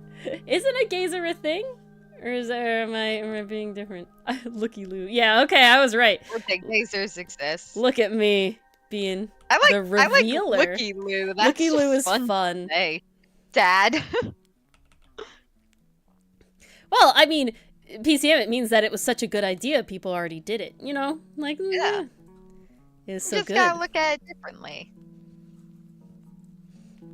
Okay. Got little ones of these. I want to give him a little party hat. He needs one. What's stopping you? I did it! Okay, I did it! Okay, yeah. It's Stream slow tone. when I'm looking at the Stream screen. tone I'm is what is behind. stopping me, right? How ham do I want to go?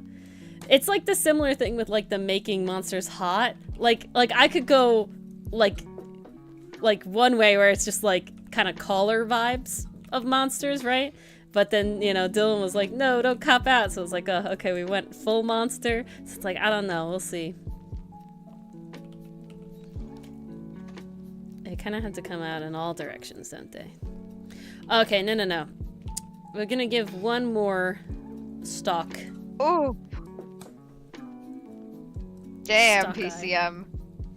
So what next? Like, we gotta convince this dwarf.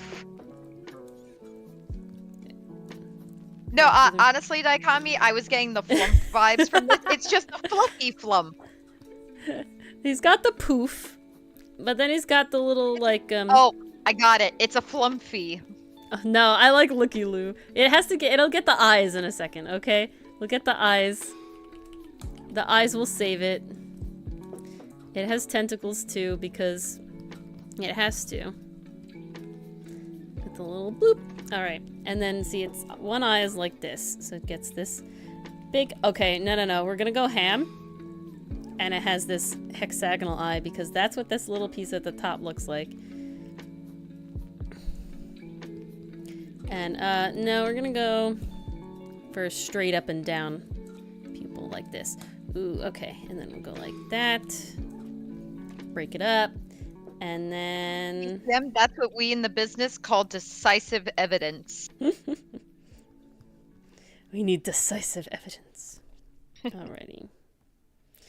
Oh, okay. This will be... We'll give it a little one like this. Okay, we'll now mimic... it kind of looks like Zero from Kirby. I can't say that off my top of my head I know what that looks like, if I'm being honest. A cloud with an eyeball. Oh, there you go. Makes sense. Okay. Perfect. One eye, many pupils. Ooh, that's good. Okay, what if we do it like this? Oh, that's not what I wanted. Oh, there we go. That's it. You're right. You were right. When you're right, you're right. We got there. Helpful dwarves achieved. The cloud with the eyeball is Krakow, Mars, apparently. Krakow. Krakow, not Zero. Oh, you're right. I'm thinking of the... Yeah, you're totally right. How could you mess I up your have not Kirby played lore? a Kirby game in a while. Well, that's how I just answered your question. Stream delay. No, I'm joking. Nope, I can't blame that on stream delay. I only have my brain to blame. Okay, we gotta give him these little, like, rivets. I would like to listen in on Neffy personally, PCM. But Ori, do you have a preference? Oh, Neffy, by far. We're here for the Neffy. We're rooting We follow for her. for the Neff. You know? For the Noop. The Noof. Alrighty. I like that he's fluffy. He's definitely like a ball of fluff, right? Like, this isn't skin. Like, the body is like a little orb underneath it that's mostly eye. Like, this is all like floof. Okay? It's very important to me that you all understand that. Now it really is Krakow. It's very important that you understand this. I love it. This is beautiful. Glad you like it, Dichotomy. I can't wait to see the color scheme of this thing. Well, I think what we'll do is that we might stop with some time left and vote on one to finish, because it doesn't look like I'll be able to, like, fully finish any of them. So kind of like the Drawing Monsters Hot stream. Val, no, the exoskeleton makes enough of a crunch. We don't need more. Also, Audio Chaos, hi! I would be... Hello, Audio, how are you? Good morrow indeed. So the concern... My actual biggest concern... That is true, Dichotomy, but my biggest concern about giving insects both an endoskeleton with their exoskeleton is the fact that now they're harder to kill. Right? That's double Bones the are amount of skeleton. Tougher No, than it's not even that. You can step on a frog and a mouse and you can kill it, and it's unfortunate and it's sad and honestly incredibly traumatizing. But the point that I'm saying is that when you have double the amount of bones, that's like you can't step on a turtle as easily. You know what I'm saying? Like it makes sense. Maximum crunch is the concern as well. I don't think I could ever kill any insect if they had bones on top of exoskeletons. Oh, No. You know what that makes me think of, Val? It makes me think of, like, modern Jumanji games would have insects like that. Because if you remember the Jumanji movie with Robin Williams, they have that massive mosquito, which is honestly horrifying. That terrifying. The big plant that would suck you in and eat you through the vents, horrifying. God.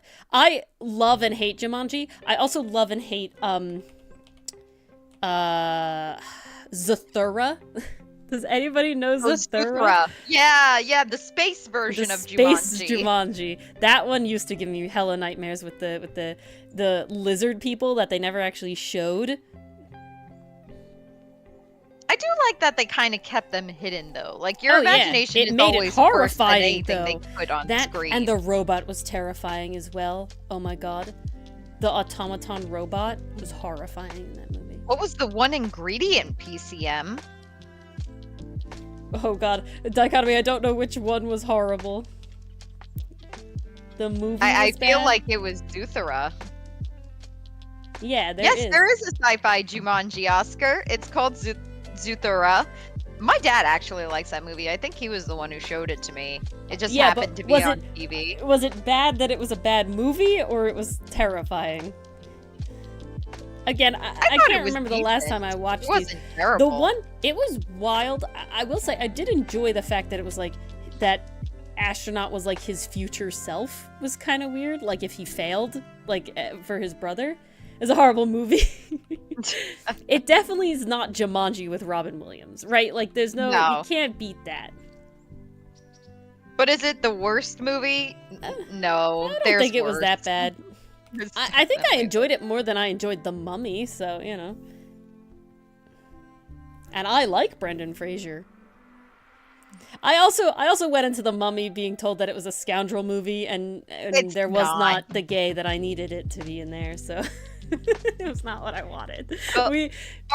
Ori, we do have some new people in chat. Should we re-explain what our definition of a scoundrel movie is? That would be your field, Mars. Oh, is it now? Okay. You're the writer. I am. Hiya, Jamie. Welcome. Glad to see you could hop in. So, understandable though, Val. Understandable. I feel like that was the proper thing to do, if we're being honest. A scoundrel movie by our definitions. Oh god. The proper definition. I'm dying. So, there's usually an adventure involved, you know, gotta have your adventure to go on. The main character is typically like very suave, kind of cool, has a little bit of a playful side, you know, the quintessential main character. But the most important hallmark of a scoundrel movie is that, yes, it is incredibly important, because this is what makes a scoundrel movie a scoundrel movie. The main character, who is often a male lead, has a best friend who is also male. And the gay tension between them is off the freaking chart. And half the time, the catalyst of the whole freaking deal. That is also very true. And that's important to keep in mind, because this next point is also important. A scoundrel movie must also include a female character. So we have that is a way for there to be a straight hetero romance. Exactly. It's so very we can obvious reassure the audience there is nothing gay going on, even though the tension is so to make it straight. Thick. However, what makes it a top tier scoundrel movie is that the woman is still a really good character, right? Yeah. Like, so it's obvious that they put this female, you know, character in here literally to be like, no, it's not gay, guys, we promise. But then the female character is also a beloved character, and you kind of go OT3 at the end. That is the whole vibe, right? Sinbad is the classic El Dorado, Road to El Dorado. Movie. Road to El Dorado, definitely. And note how they both come from DreamWorks. Yeah, you know, they know what we want. They know what the people want. I cannot say Disney has ever done a scoundrel movie. Not that I can think of off the top of my head. Treasure Planet, nope, not a scoundrel movie. No, he doesn't have it's a good movie, but he doesn't have the second male lead. Fantastic. Same with like Atlantis. Nope, would have been, not a scoundrel could have movie. been, but it's not. You know, like it could have been, but there's no close friend. No, there's no good history. second male. Like, yeah, there's other guys on the trip, but there's not much of a bond. No, they're all pals, and it's a great time. And you know, I love Milo and Kita. You know, who doesn't? They're great. So it's not a scoundrel movie. It's a good movie, though. That is very true. That is very true, Jamie. That is, yeah. I'm glad to see you here, Jamie, though, after the day you had. Yeah, God, hopefully you have recovered since that experience.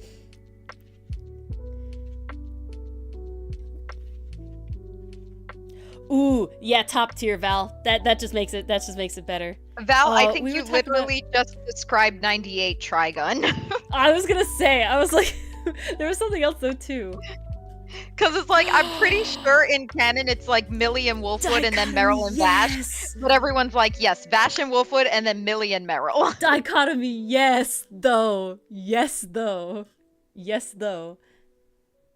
Okay, fair. Like, fair. Yes, I though. cannot disagree with that. I can't disagree with that. But because it wasn't the focus and it obviously wasn't their intention, and, you know, I feel like they got away with it. But yes, when you watch that back, like, please, I can't. They're lovely. Typically the protagonist, Mason. But I'm okay with just, it's fine with just a main character. Yeah. Because also, like... No, it's open to interpretation. The scoundrel is, you know, usually outside the law, right? Like, that's what makes him a scoundrel, right? Like, Sinbad's a pirate, and, you know, the Tulio and Miguel are, like, cons, you know, like, con artists. So it's like, you know, that's usually important to the scoundrel whole thing. Frickin' Jumbo and Pleakley are what's the word? They, like, defected. I want to say outcast, but that's not the word I want. Solo and Chewbacca. Oh, jeez. Okay. Val, I would definitely love to see, like, classic Disney villains come back. The twist villain, depending on how it's done, it can be good. I gotta say, the family drama Thank you. Yes, that's what I was Encanto trying to say. did it very well. Like, that was brilliant. That was very well Exactly, done. Jamie, exactly. Is that the only story in existence, though? Absolutely not. I think the closest they got was definitely Jumba and Pleakley, especially because Pleakley wears her outfits, the older sister outfits. What's her name? Is it Naomi? It starts with an N. I don't feel like it's Naomi. That doesn't sound right. Crap. I feel like it was just Nani. Did I but Nami? yeah, or Nani? Nani. Yeah, okay, I was right. Nani. Okay, we got there. Yeah, he literally just wears her clothes. So like Okay. Wow. Goodness. Okay, here we are. This is the Looky Loo. He's beautiful. I love him. I gotta write it down. Looky Loo. He's great. He's top tier. Okay, Ori, hear me out. Information would be helpful. This is the Siglif of items into monsters. Is it? Yes! Look at that design! He's lovely. I love him. I just, the fluff is so important. He is adorable. He's definitely smaller than a beholder. It gives me like Beholder's little brother vibes. He just kind of shoves out and he's like, you could go do something. Okay, you know when you have like a little sibling or a little cousin and you give them a controller to quote unquote play the game with you, but it's not plugged in or it doesn't work or it doesn't do whatever. Right? I have done that. That's the vibe I get out of this guy, right? The Beholder older brother is like,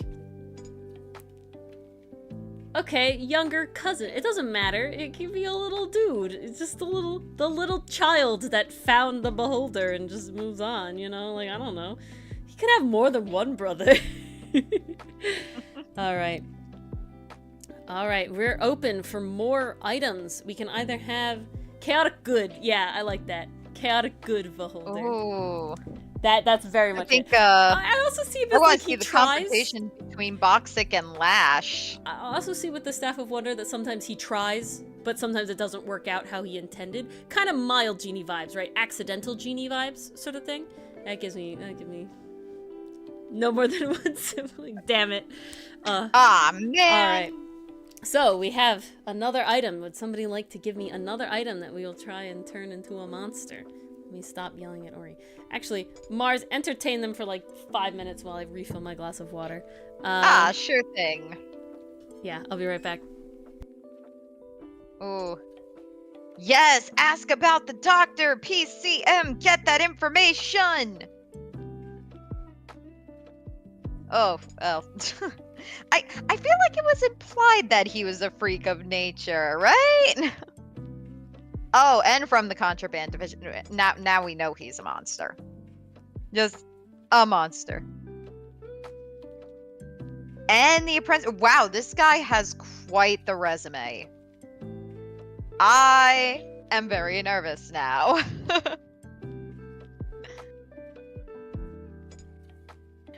Ori said she was leaving to get water, dichotomy. She is not gone for good.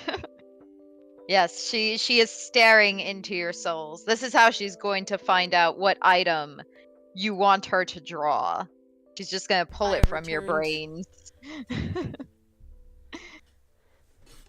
What I said nothing about Ori stealing your souls with her deadpan eyes. What are you talking about? I like how you act like I don't have wireless headphones and hear everything. But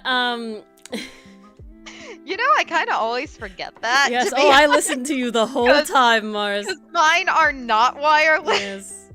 So when I have to go, like, I am cut off from the conversation. Okay.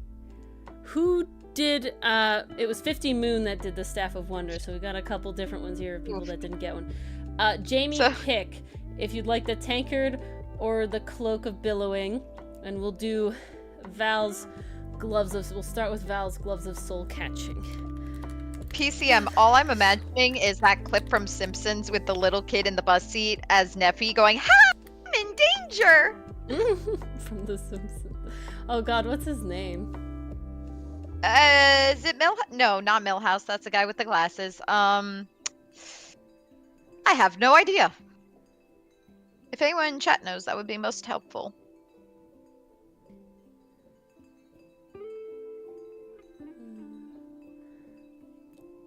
I hope that these are the ones you are thinking of.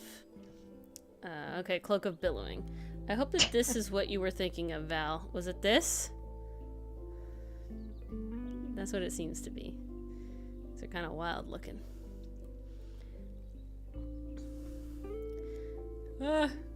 Gloves of soul catching. And Jamie has picked the Cloak of Billowing. So let me get that. Cloak.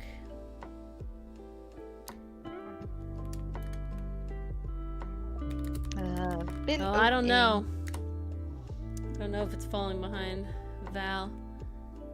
Val, I'm sorry. I really, every time I look at your name, the X jumps out at me, and I really want to say Vax. Really bad. I won't lie. Every time. Oh, the Critical Role Cloak of Billowing is wild, but or whatever that looks like. That's not it. Is it? Can I get an image, Google?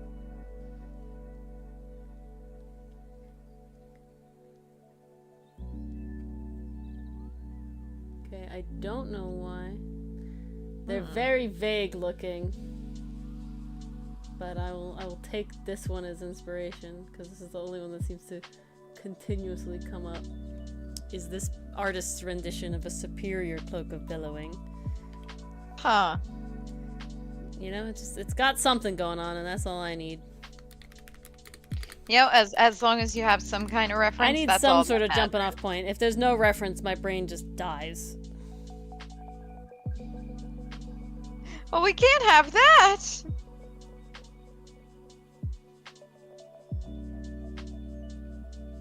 What looked more unique? Oh God, now I'm lost. And now we're at Ralph. Okay, I don't know. Sometimes reading chat and going back just makes me more confused. But all right, gloves of soul catching. Let's read what they do.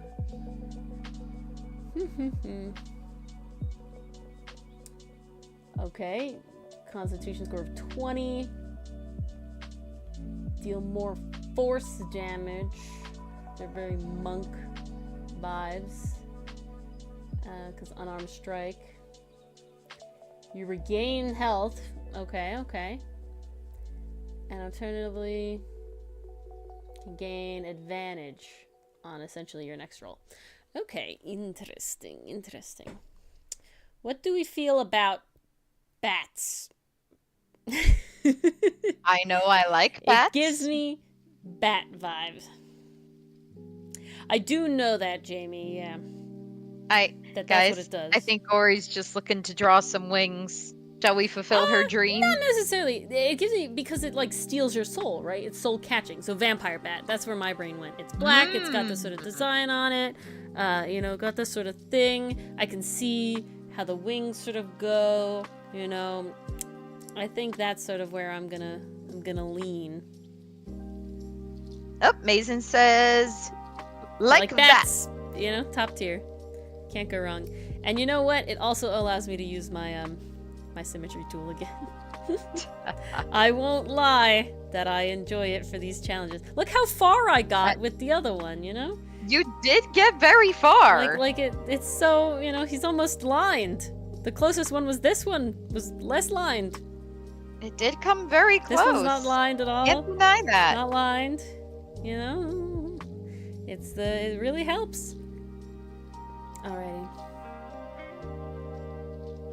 We have this.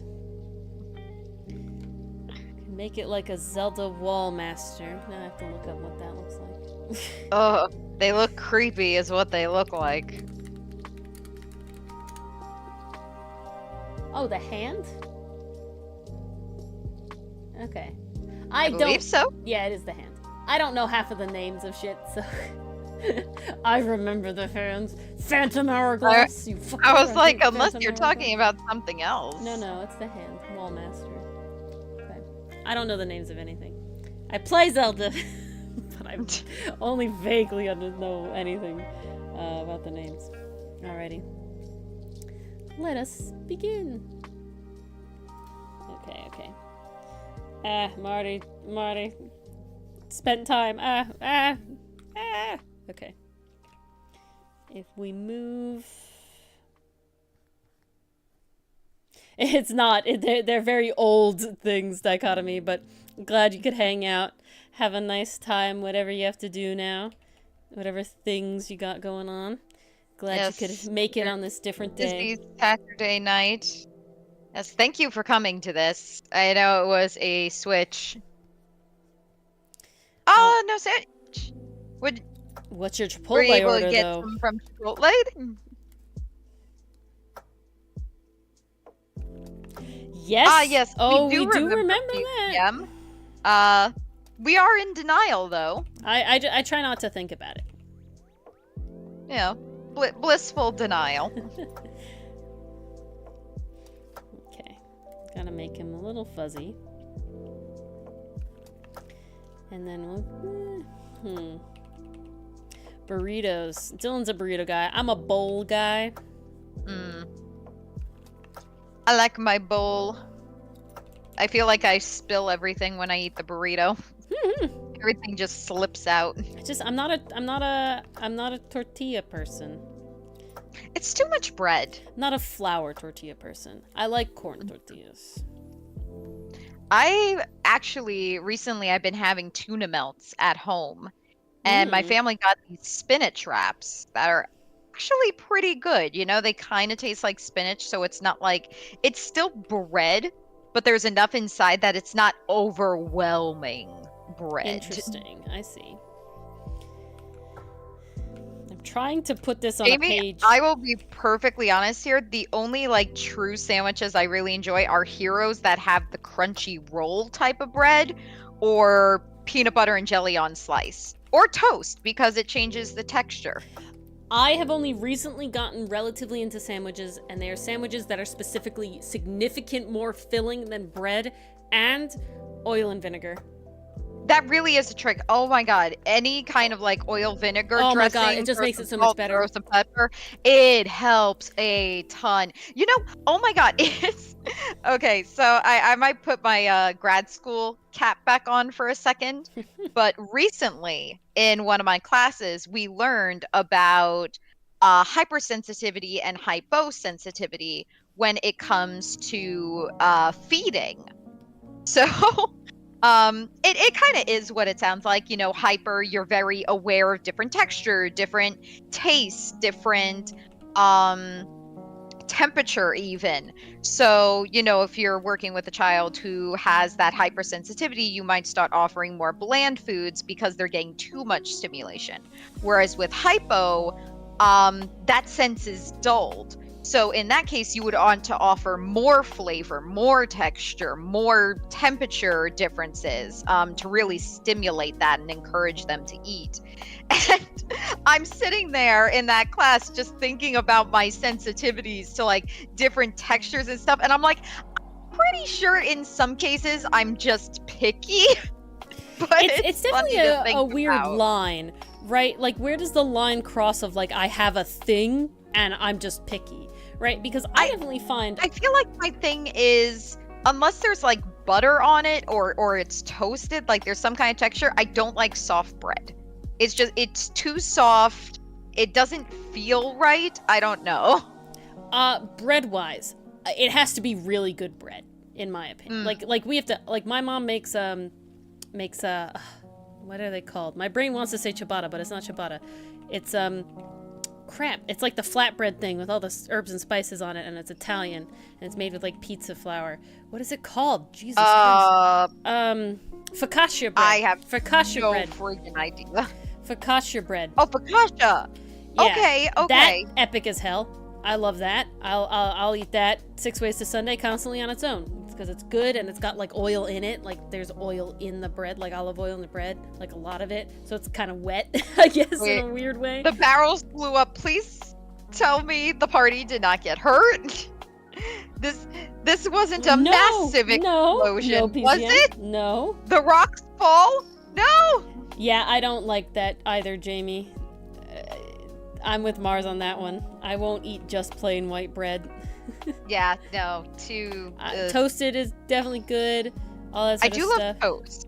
Like I will eat toast with like jam or peanut butter. I don't like it with butter too much because then it turns it back to that soft state because it makes it soggy. And I'm like, ugh. See, I don't have that problem. A good like a high-end piece of bread toasted with butter. I'm there for it. Top tier. Mm-hmm. But I'm talking like bakery level bread. You know, I'm not talking store-bought bread. I'm talking like going to this bakery that we had good bread, you know? Oh, see, bakery bread will always be top tier. Like store-bought bread is just convenience sake. It's good for like our little tea sandwiches because they slice it really thin, the one kind of bread we get. So that's why, but otherwise. That's what I'm saying. Like those little sandwiches are like really good, and there's always tons of filling. There's tons of filling. So much filling.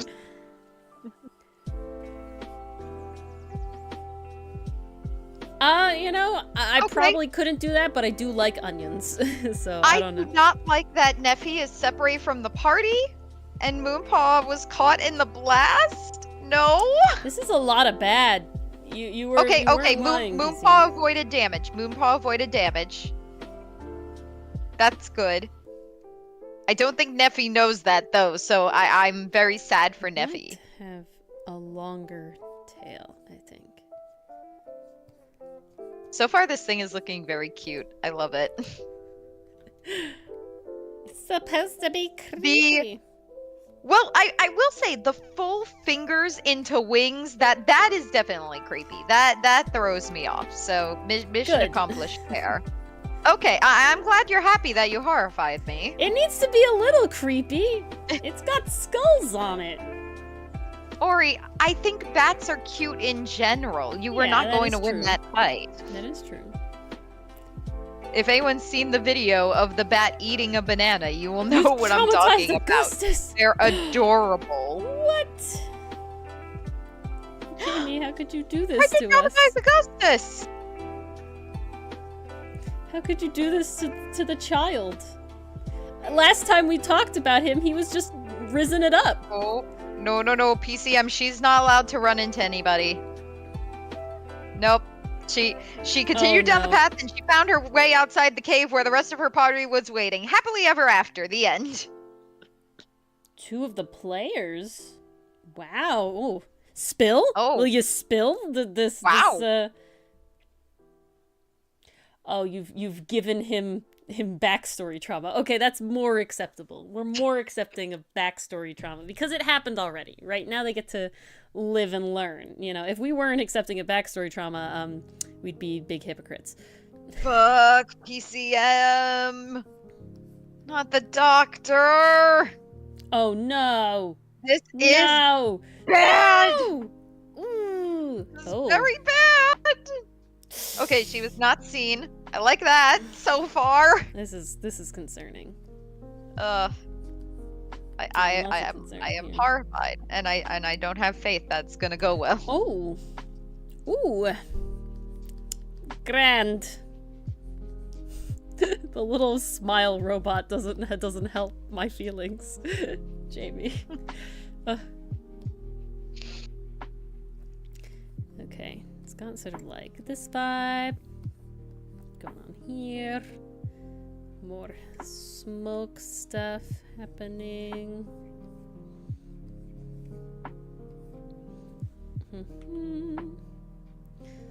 Swirlies. Lots of swirlies. Not the Got to have toilet kind of swirly. swirlies. Oh God.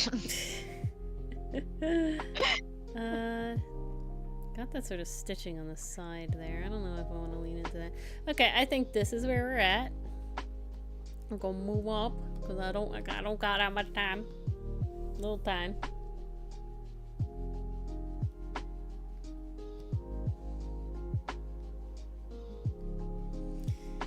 But I hope that it was not a purposeful thing for the party member to Augustus.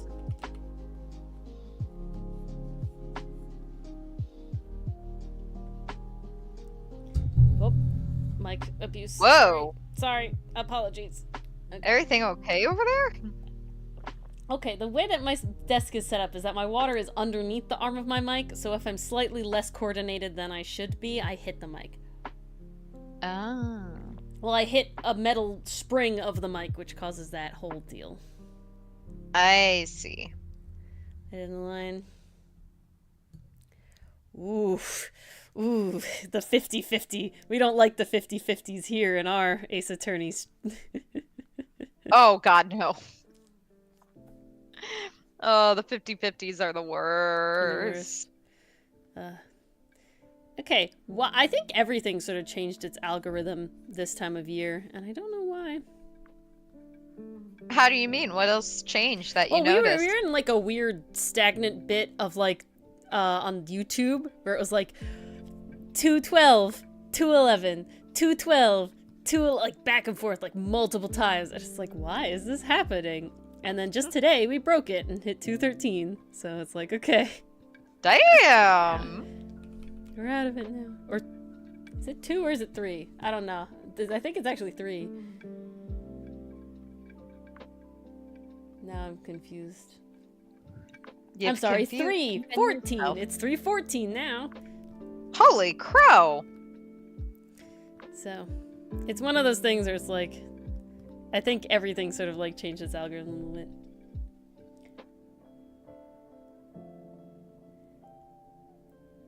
Oh, damn. Wow. Okay.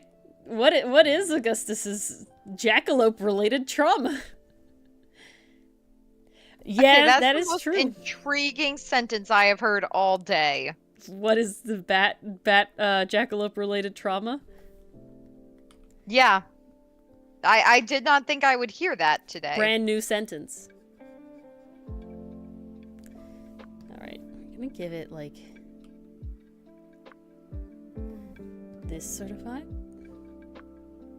Okay, not that. Like that. Too many layers sometimes. The doctor can't know that he's there. That she's there. Oh god. So intense. I am panicked.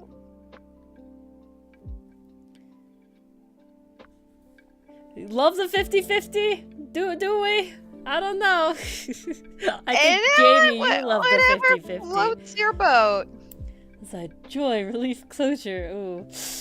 Yeah, that's a rough 50. And it's a random, or is it like it's actually like a random thing that decides which way this goes, or is it like how Augustus is going to react to certain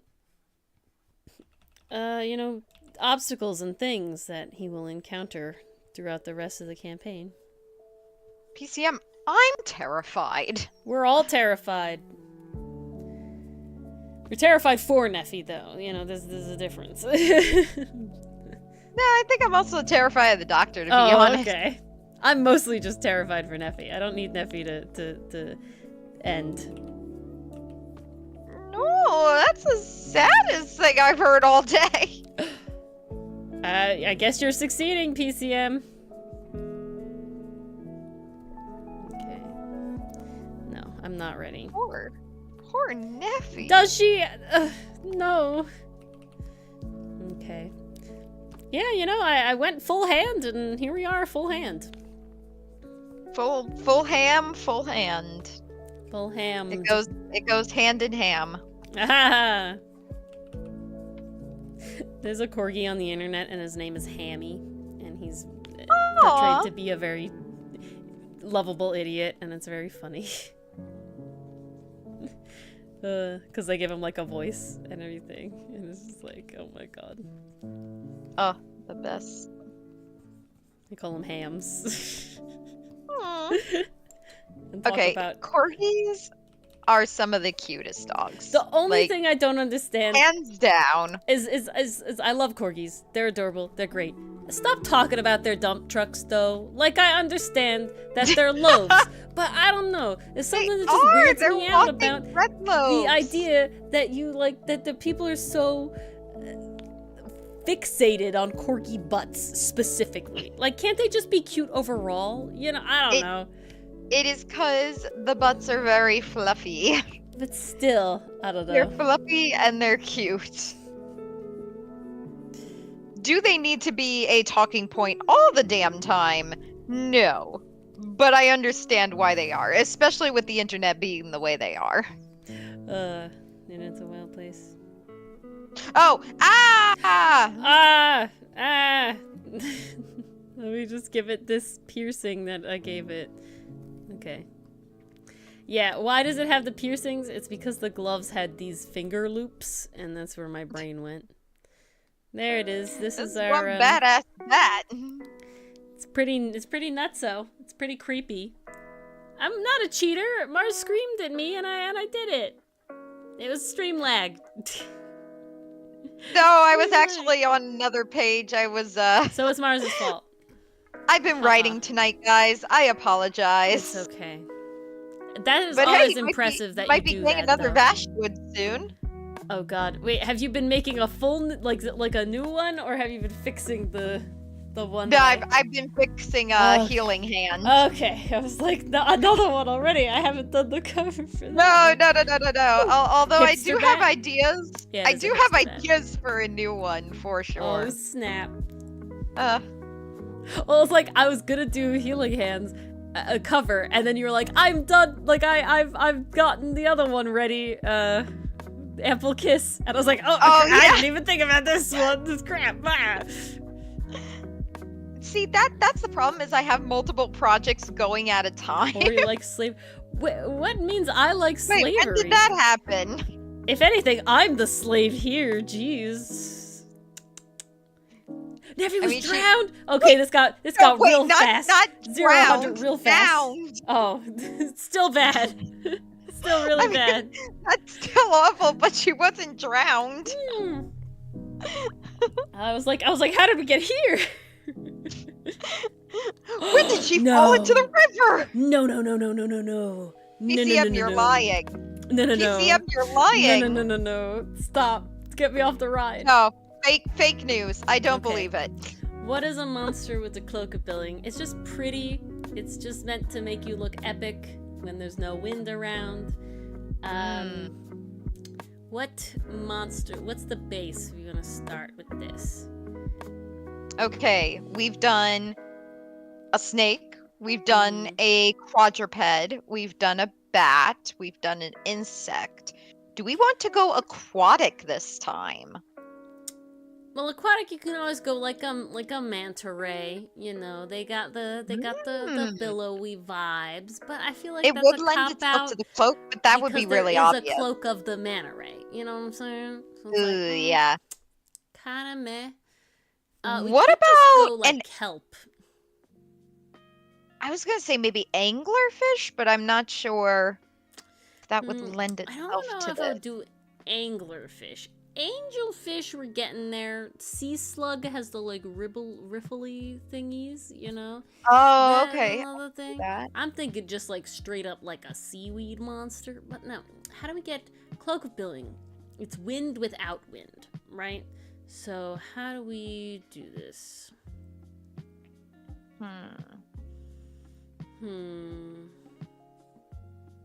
Oof. But he didn't live under the stairs.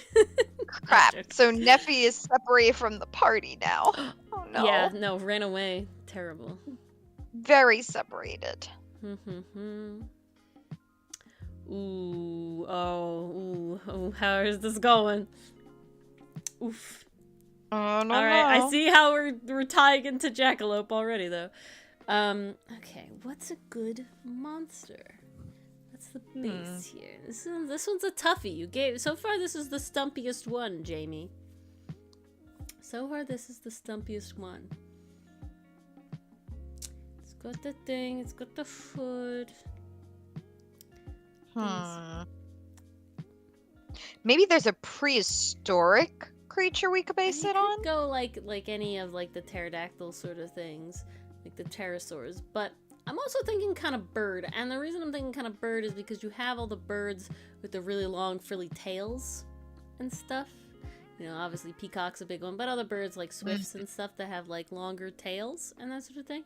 And that sort of billows, and then the wings and like this round disc. Ooh, that could be interesting. Okay, this is where we're going. This is where we're going. I need my trusty ruler, and we're gonna reset the timer. And there we go. And I think this will be the last one because my brain is slowly dying. Yeah. I want the sketch pencil. Parakeet?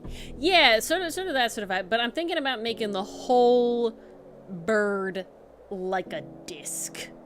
Okay, maybe we won't do that way. And we'll see in a second when we start getting there. No, we will use because it's easier on me to make this like whole thing. So you have the bird head. Birds are kind of... Okay, what if we give it very little, no real neck definition? We'll make it sort of like a teardrop shape. And then there's this beak, ooh, little beaky. Little eyes over here. A little frill there. Okay. So then I want the tail to splay out because I want the wings to come out, and it all makes this sort of shape. Okay, I need to re-shrinkify you and center you like that. No! Oh, shit. Jamie, why? Oof. Wow. I mean, good. He, Oy. deserved at the end there. Deserved. What is happening with Biffy? No, stop. PCM, I didn't think when you said it would get worse, it would get this worse.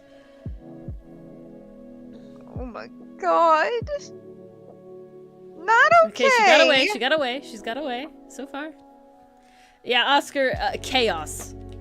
We have Pretty two much. people here that just love having traumatized characters. And then here we are, living in that. Living in their stories. I'm trying to draw a bird monster that emulates the cloak of billowing. And this is where we've gone. Okay, so I definitely want to give it like this layer of feathers like this.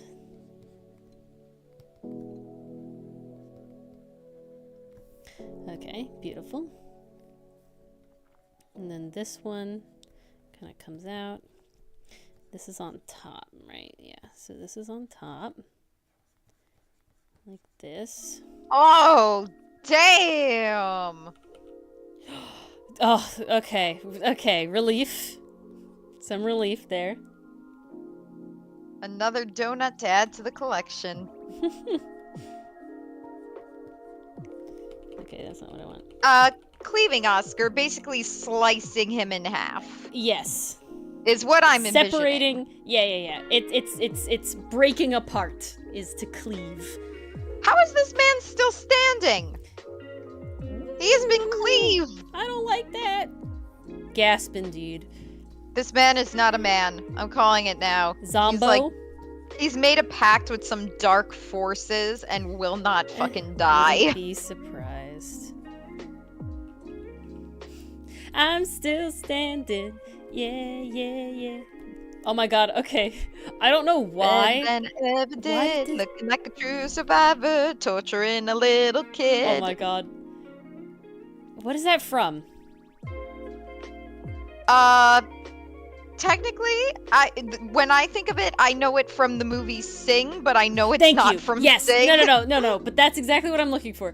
Why did that No, those are not the actual lyrics. No, Oscar, no. The actual lyrics are looking like a true survivor, feeling like a little kid. Like, Yeah. it's supposed to be a happy song. It's supposed to be a very happy song. But, no, what was I gonna say? For whatever reason, that jogged my memory of something else that I have now, since fleeting in the moment, gone away. What was it? Oh no. It's like a movie thing, and it was like 2 layers deep, and then my brain has just died, so never mind. Well, because I was trying to figure out why I associated the 2 things, right? That's why I asked, and then I lost it in learning the answer.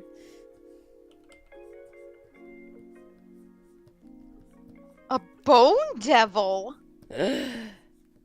Oh, it's not going down, and there's I'm still standing. Yeah. Nope, it's gone. I'm still standing. Yeah. Yeah, it died. Now I got that song stuck in my head, so Yeah. we all lose. And no enthuse to rhyme that with. Alright. Here we go. Ooh, okay, we'll also give it the, like, these feathers from in here. Ooh.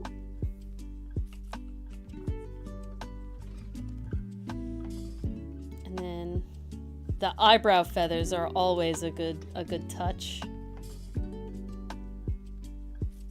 I love those. Okay.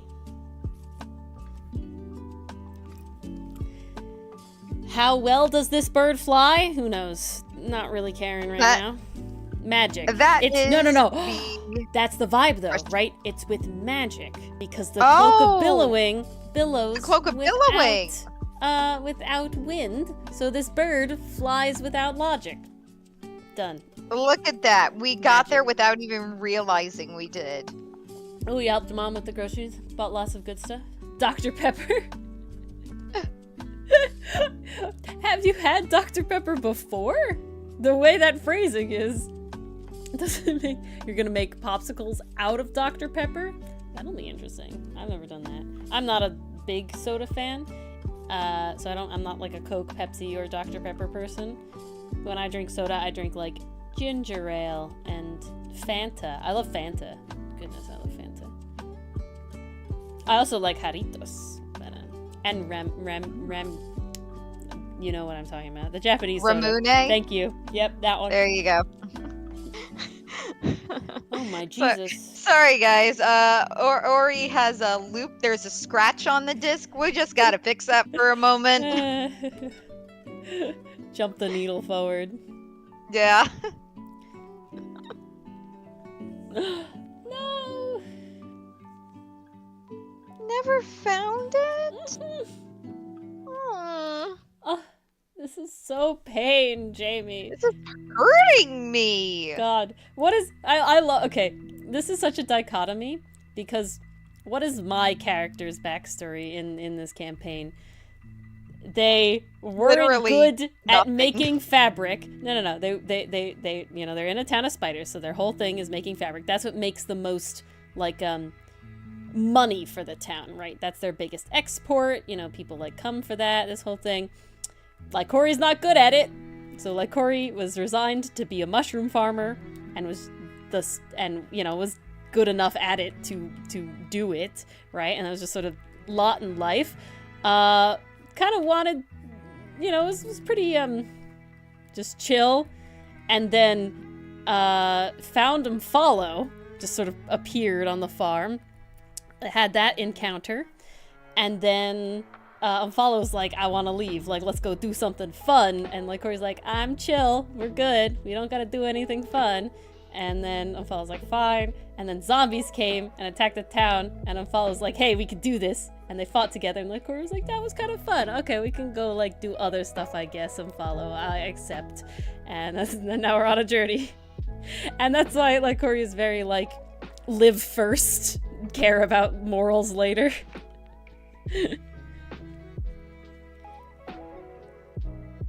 Well, that'll be really interesting, is Jamie. your vibe. You know, that'll certainly be a creative writing experience. Yeah, let me know how that goes. Mars is very interesting. I'm bad at writing. Good night, Mason. Thanks for tuning in again. Happy to see you around again. Glad you could make it. Night, Mason. Happy to have you. Hope to see you again.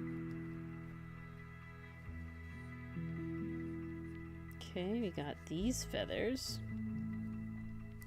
That's the other thing. I do have to learn how to raid on YouTube. Cinder sent me a video because on Sundays we can raid him, so I have to like figure it out.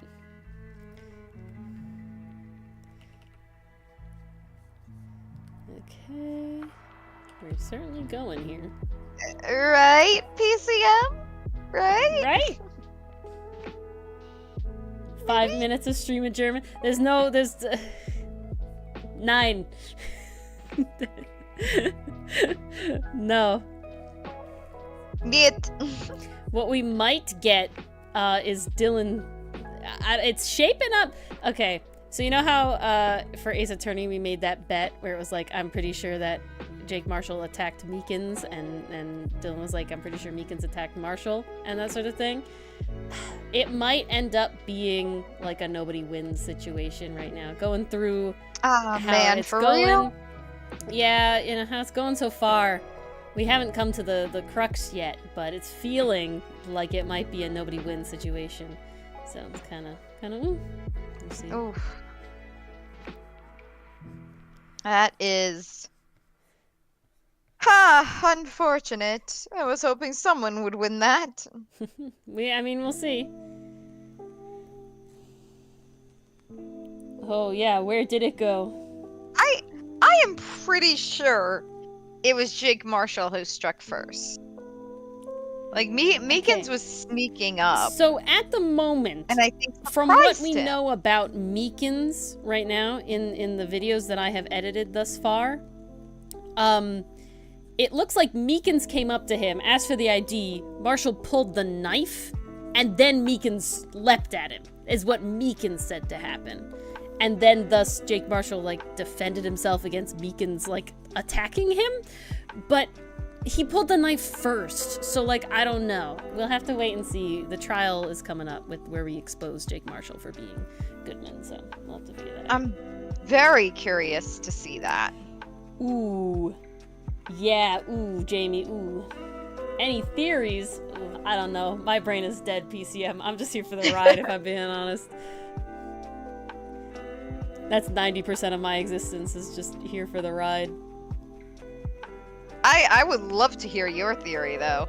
I'm guessing if you have a theory, it has not been revealed by your DM yet.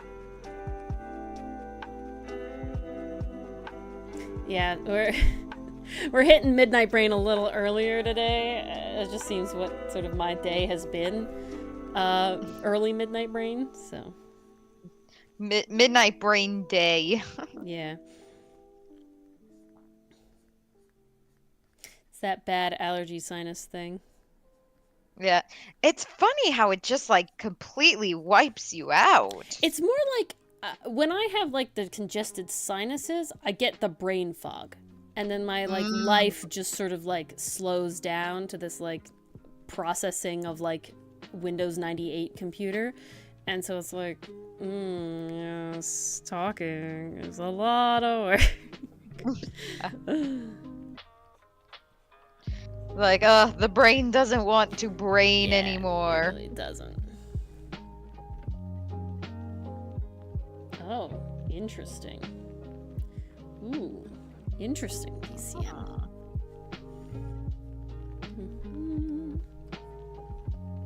I don't think I'm gonna keep doing this. That's it. Oh, that's the cloak following. That would be terrible. That's one hell of a way to end it. I don't know if I could say it's a good way. It's definitely not a good way. That's for certain. A good way to end this time of last 1 minute is for me to eat chocolate. Ah, yes.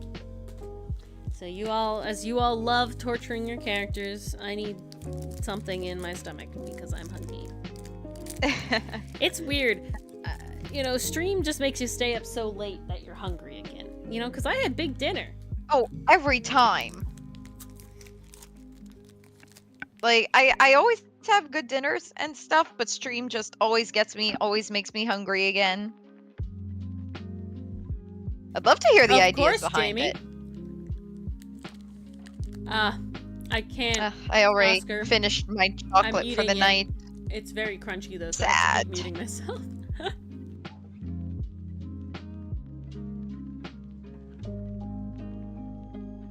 My mother got me the crunchiest chocolate to eat.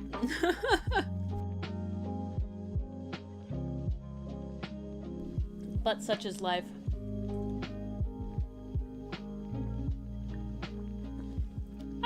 Yeah. Sort of right, I can see.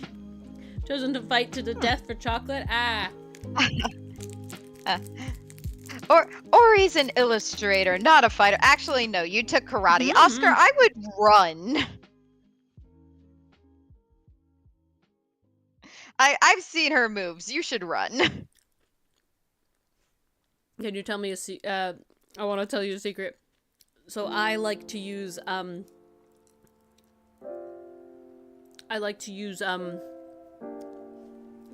kinesthetic tape to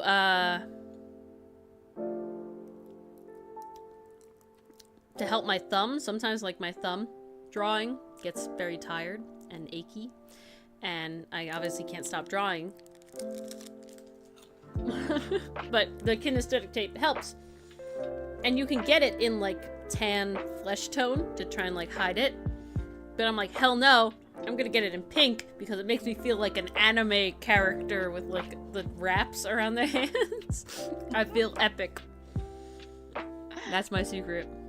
Honestly, I feel like anything you could wear on your hands really gives like that anime vibe. In the winter, my steering wheel got so cold I could barely hold it. So I started wearing the fingerless gloves. And I don't know, I just always felt so badass when I put them on. It's like, yes, I'm getting ready to drive. Got my driving gloves. That spell sounds very similar to the rabbit. Is it family? Like Yu-Gi-Oh! Dual gloves? I've Probably. seen so much oh god, what's the main character? His name. From Yu-Gi-Oh! What? Yugi. Yugi, thank you. I'm like, I want to say this, but it's not working. It's not happening. Isn't it Yugi and Yudi? No. I don't know. Yugi and Yami. Yugi and Yami. Yami, yes, that's what it is. Yami is the ghost in the puzzle. Yugi is the guy who gets roped in and has his body possessed, I think. I never watched Yu-Gi-Oh! Hold on. Now I have to check something. Okay, that's what made me mess up. I essentially saw a reel that was like your anime crush, like your first anime crush, and then like your current anime crush, and the person was it the one that had Yugi and then Sukuna? Yeah, from it Jujutsu did. Kaisen? It did. I saw it. Did. And so, but my brain was like, I really want to say that Yugi is that guy's name, but isn't that like Itadori is Yugi? No, because he's UG versus Yugi. Come on, they're so fucking similar. Don't act. Pain. You can't insult Yuji like this. I don't mean to. It was more just like my brain was like, there's no way that's the Yu-Gi-Oh person's name. I think we did see the RPCM, but my brain is also failing me. If you'd like to send it again, sure I will not send take it. that. I do remember seeing it, but I have no issues with you sending it again. I'm very certain, unless it's a new piece, I'm pretty certain that we saw you got all the new part at the same time, I think. So, Ori, I'll change this question from it was Jamie, first, that was the thing. First anime crush to recent anime crush to first anime comfort character to most recent anime comfort character. Well, obviously it's Natsu. Okay. Natsu was my okay. boy. He's my first boy. I will never forget my first boy. Current.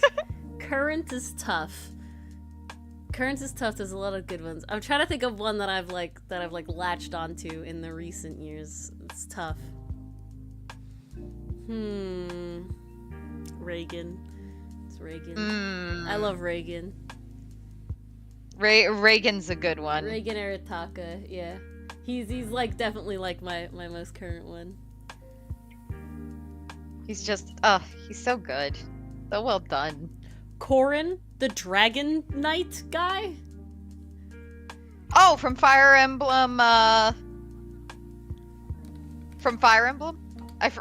know there were 3 games they made for like that one storyline.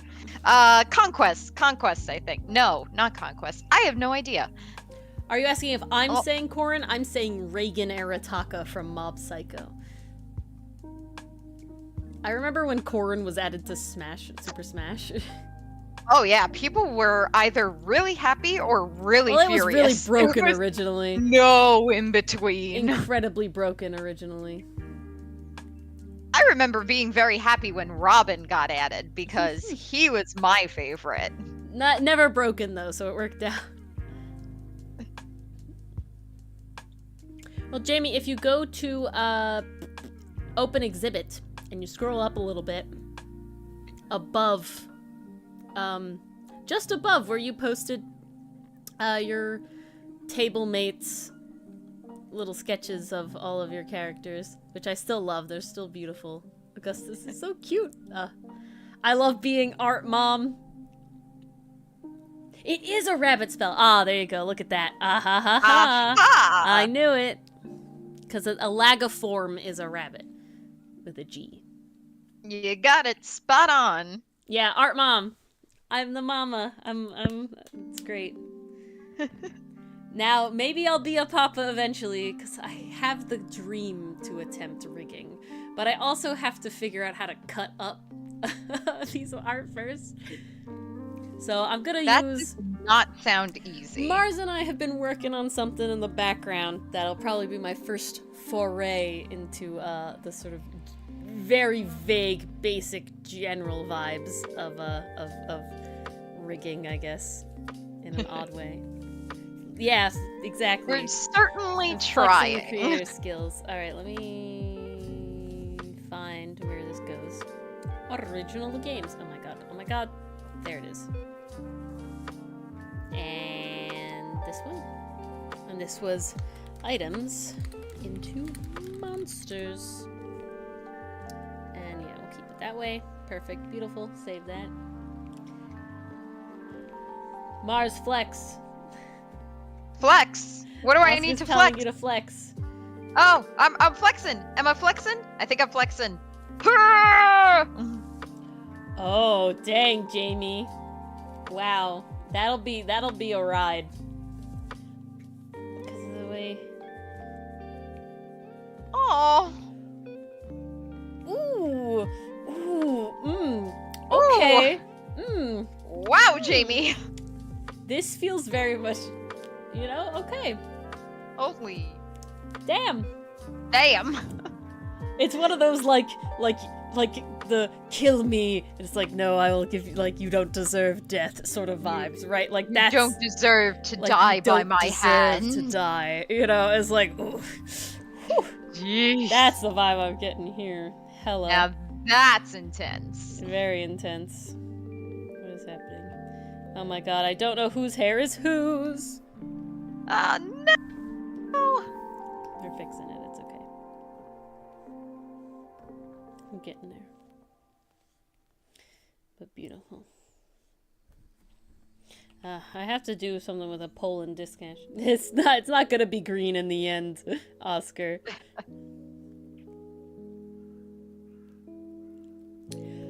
Ooh, yeah, you're right. Yeah, you're right. That I didn't. Yeah, I didn't even think about that. That's a pretty dark path. I missed when Augustus was just he was just Riz. You're just having fun Riz times with Augustus. Yeah. So dark. I think literally the darkest thing a character of mine has ever done. And correct me if I'm wrong on something that that like Avisha did that I don't remember, but I'm pretty sure the darkest thing a character I've had that like I don't remember being Avisha being particularly I don't think dark. so. To be honest, was my very first player character, Kazoo, made a contract to essentially purchase prisoners. Didn't matter what crime they were committed of, as long as they were prisoners, and to feed them to essentially what was an Elder Oblix, that thing. He didn't know it was an Elder Oblix, but he thought that it was the best way to not have to fight it and die. And so, how'd that go for him? Oh, it never came back to bite him. Oh, well. Not during the campaign, at least, if they want to say later on, but, you know, he considered Sovereign a friend. Well, I guess if it worked in his favor. Yeah, that is true. Holy shit! Yeah, that coin flip is really gonna be something, Jamie. It's really gonna be something. You like mint chocolate chip, Oscar? My mother's favorite ice cream is mint chocolate chip. I'm not a mint chocolate chip. Mint chocolate chip, top tier stuff. I do love pistachio ice cream though. Cream quite a bit. Pistachio ice cream is delicious. Oh, pistachio is also good. Strawberry's really good too. I like as long as it's real strawberry. Real strawberry is definitely better. I don't enjoy artificial strawberry at all. I think it's disgusting. I think that's understandable. I can't do it. It's just like, ugh, too much. To me. Why? Yeah, you know that sound, PCM. You must know that sound. The looks like a cinnamon roll could kill you. Looks like could kill you is a cinnamon roll. Looks like a cinnamon roll is a cinnamon roll. Looks like could kill you will kill you. Will kill you.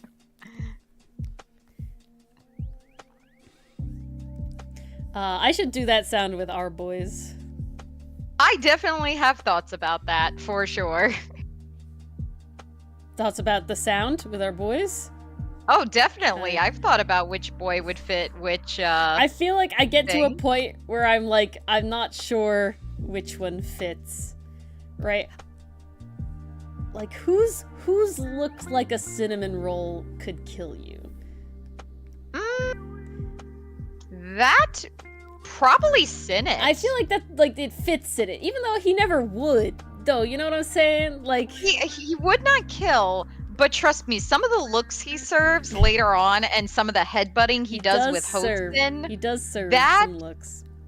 That is, you know, if looks could kill. Yes, that is true. He'd be lying on the floor. Oh no. Oh, that's so sad. Yeah, Jamie, you want to spill that tea? You could say no if you don't want to spill that tea. But I'm curious about that tea, too. Ori is so here for the tea. She loves the discourse. It's more like I'm very much interested in being completely removed from conflict and watching it unfold. You know what I'm saying? Oh, that's such a mood. Like, literally what I do all day while I do art is listen to, like, people reading Reddit posts, specifically Am I the Asshole, right? Like, it's enjoyable to be like, ooh, these conundrums. You know the three I flip between? I flip between Am I the Asshole? There's three ones I check out on Instagram. Is Wild Reddit, Toxic Reddit, and then there's a specific channel that posts like all the Am I the Assholes. I'm just like, yes, this is apparently what my brain wants. So wait. So the DM kicked 2 players and then another one left?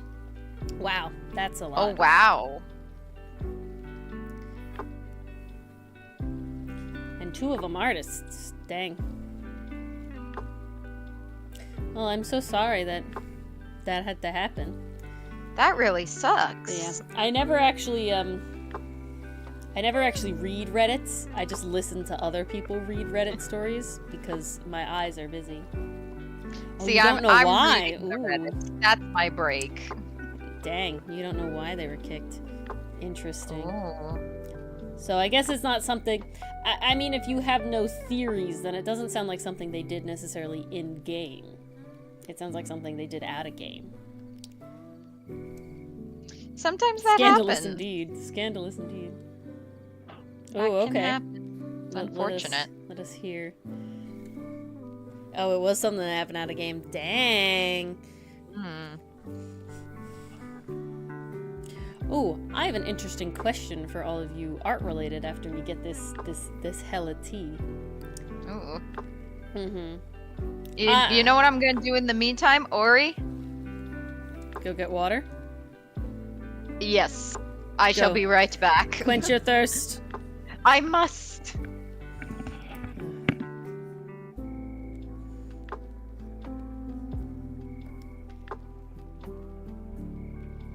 Oh wow, this is a lot of text. I had to scroll.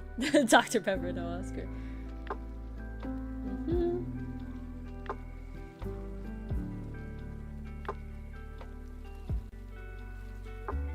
Dang.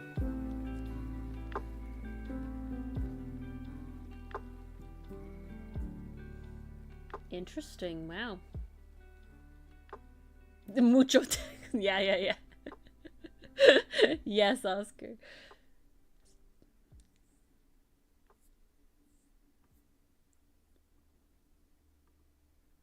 Dang.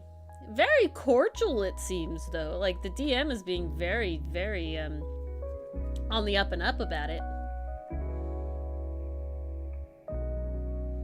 Wow. At least it was handled. But dang. Very interesting. You know, it's one of those things where we'll never know, but damn if I'm not curious about what happened. Honestly, it's one of those great things when, you know, Dylan has a bunch of friends from school that he'll tell me, like, the drama about that I obviously don't tell anyone else about. But it's just nice to be like, ooh, the drama.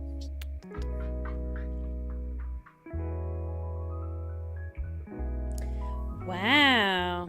Dylan is not actually Oscar. Not at all. Dylan is highly an introvert. Without question. Aw, so sad.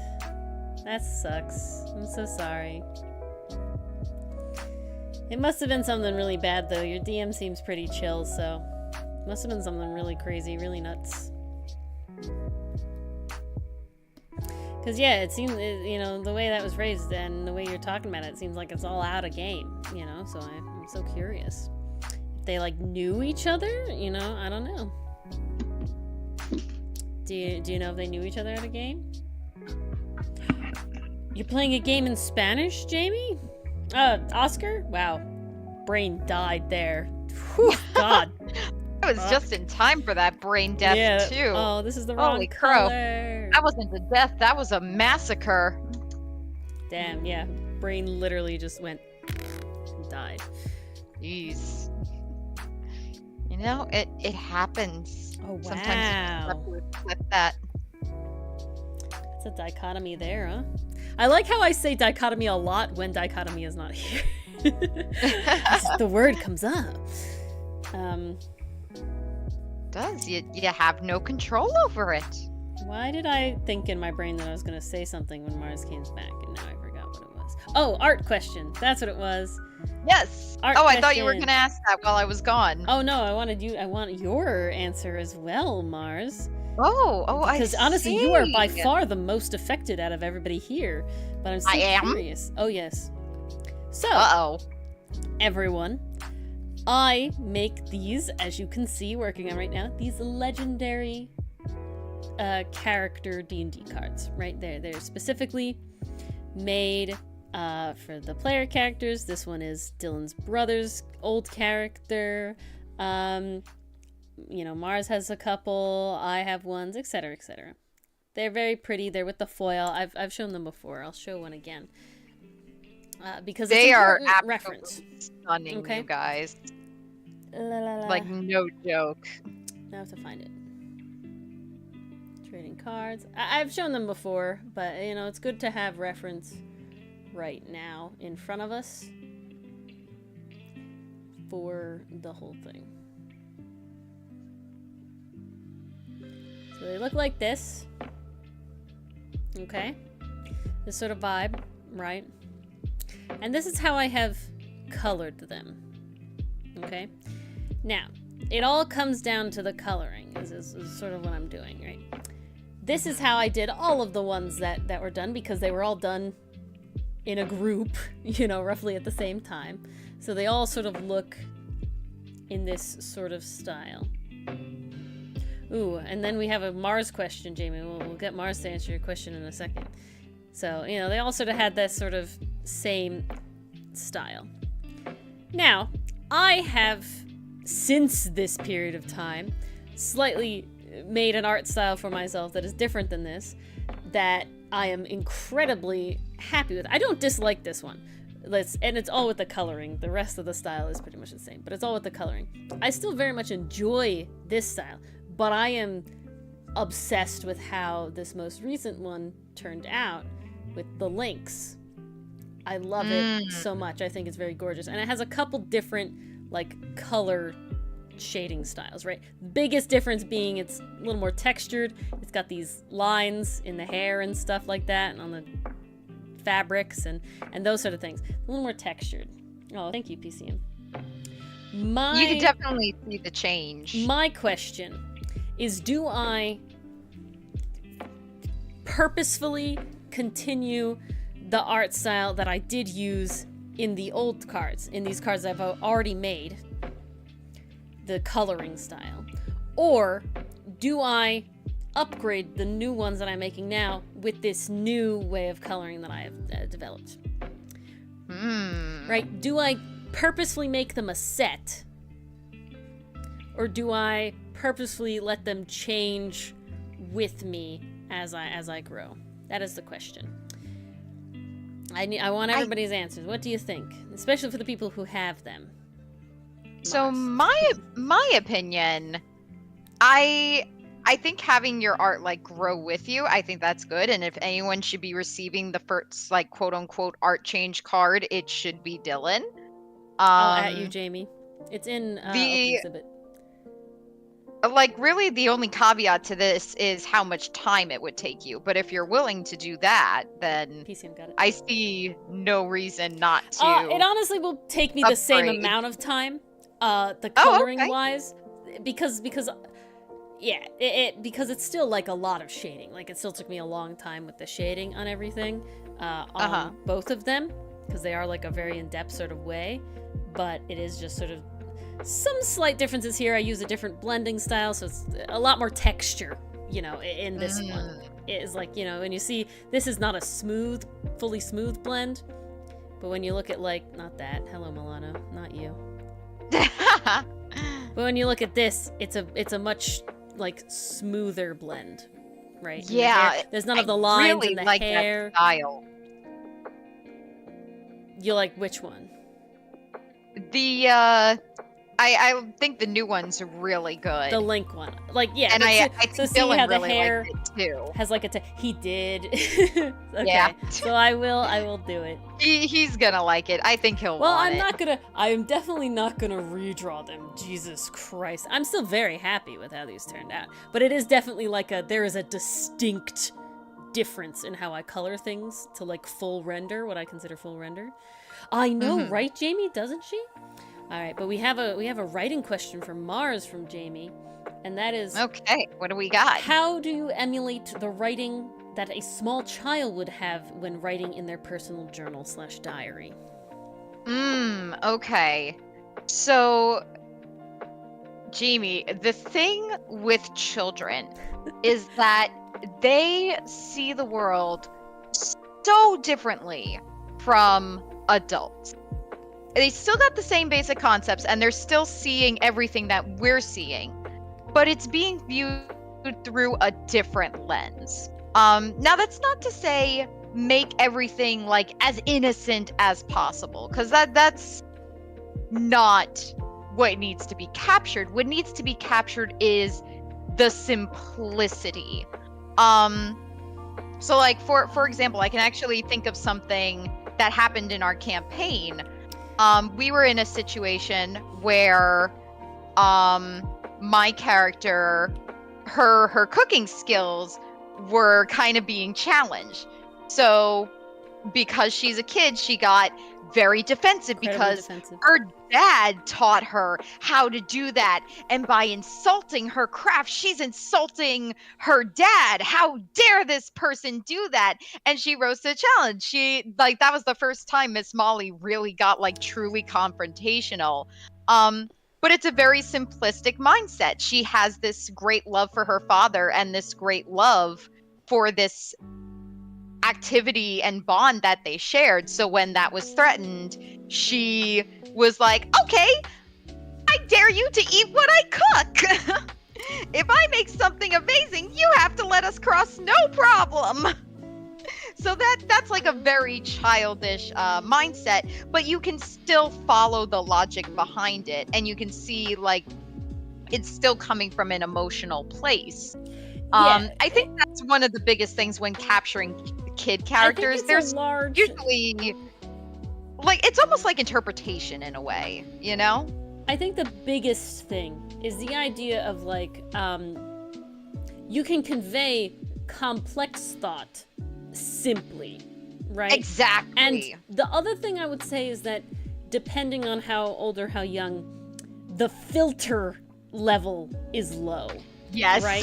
I think that's another big thing. Just keep in mind, the younger they are, the lower the filter. The lower the filter. Because right? Kids will say whatever is on their mind, and that applies to writing too. Oh, yeah. Especially if they're writing in a place that they know is not going to be seen. I also then the think filter it's interesting really comes off. to play around with what they even consider to be important writing.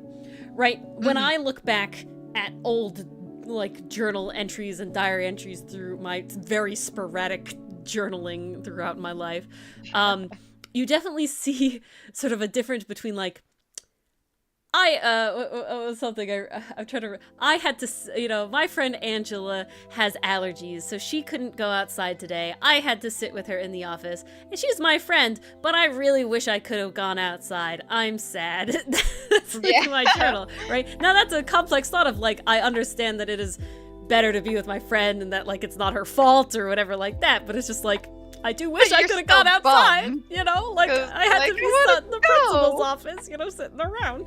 So, versus like when you get into like my like high school year journaling. Well, when you mature a little bit. It's definitely a lot more like, there's definitely a lot more drama, if that makes sense, right? There's definitely a lot more a lot of my high school journals are much more about like chronicling the things that happened in my friend group, because honestly, I was just kind of there. So that's sort of the difference. Same. I think that the difference is sort of like focusing on what would he focus on, right? Obviously, there's these big traumatic moments about the rabbits and everything that are like, no matter what age you're gonna write about them. But how you write about them is definitely very different from like, I don't think an 8 or 10-year-old would be necessarily analyzing, right? Like the bullies made him angry, like it was a bad thing to do, like, but you're not gonna be like thinking about it. Does that make sense? That's the difference, because when you're a kid, you don't really have that interpersonal analytical skill. Like you don't, because kids are very egocentric.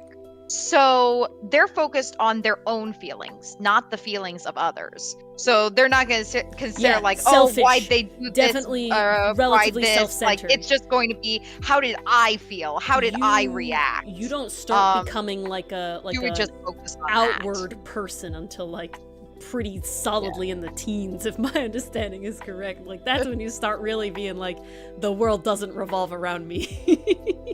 Pretty vibes. much. And that's why it's people like right can around find age a lot of 9, 8, 10 roughly. And even then, so it's kind of in the middle there, but it also depends on the kid, and that's why a lot of people find like teenagers to be rather, self-centered, because that's a learned skill. It's a learned skill to realize that like your actions affect other people, and it's a whole thing. Like that is a learned sort of thing. Those are the things to think. Okay, names for what is that? That would be my advice, Jamie. Is it your new character, Jamie?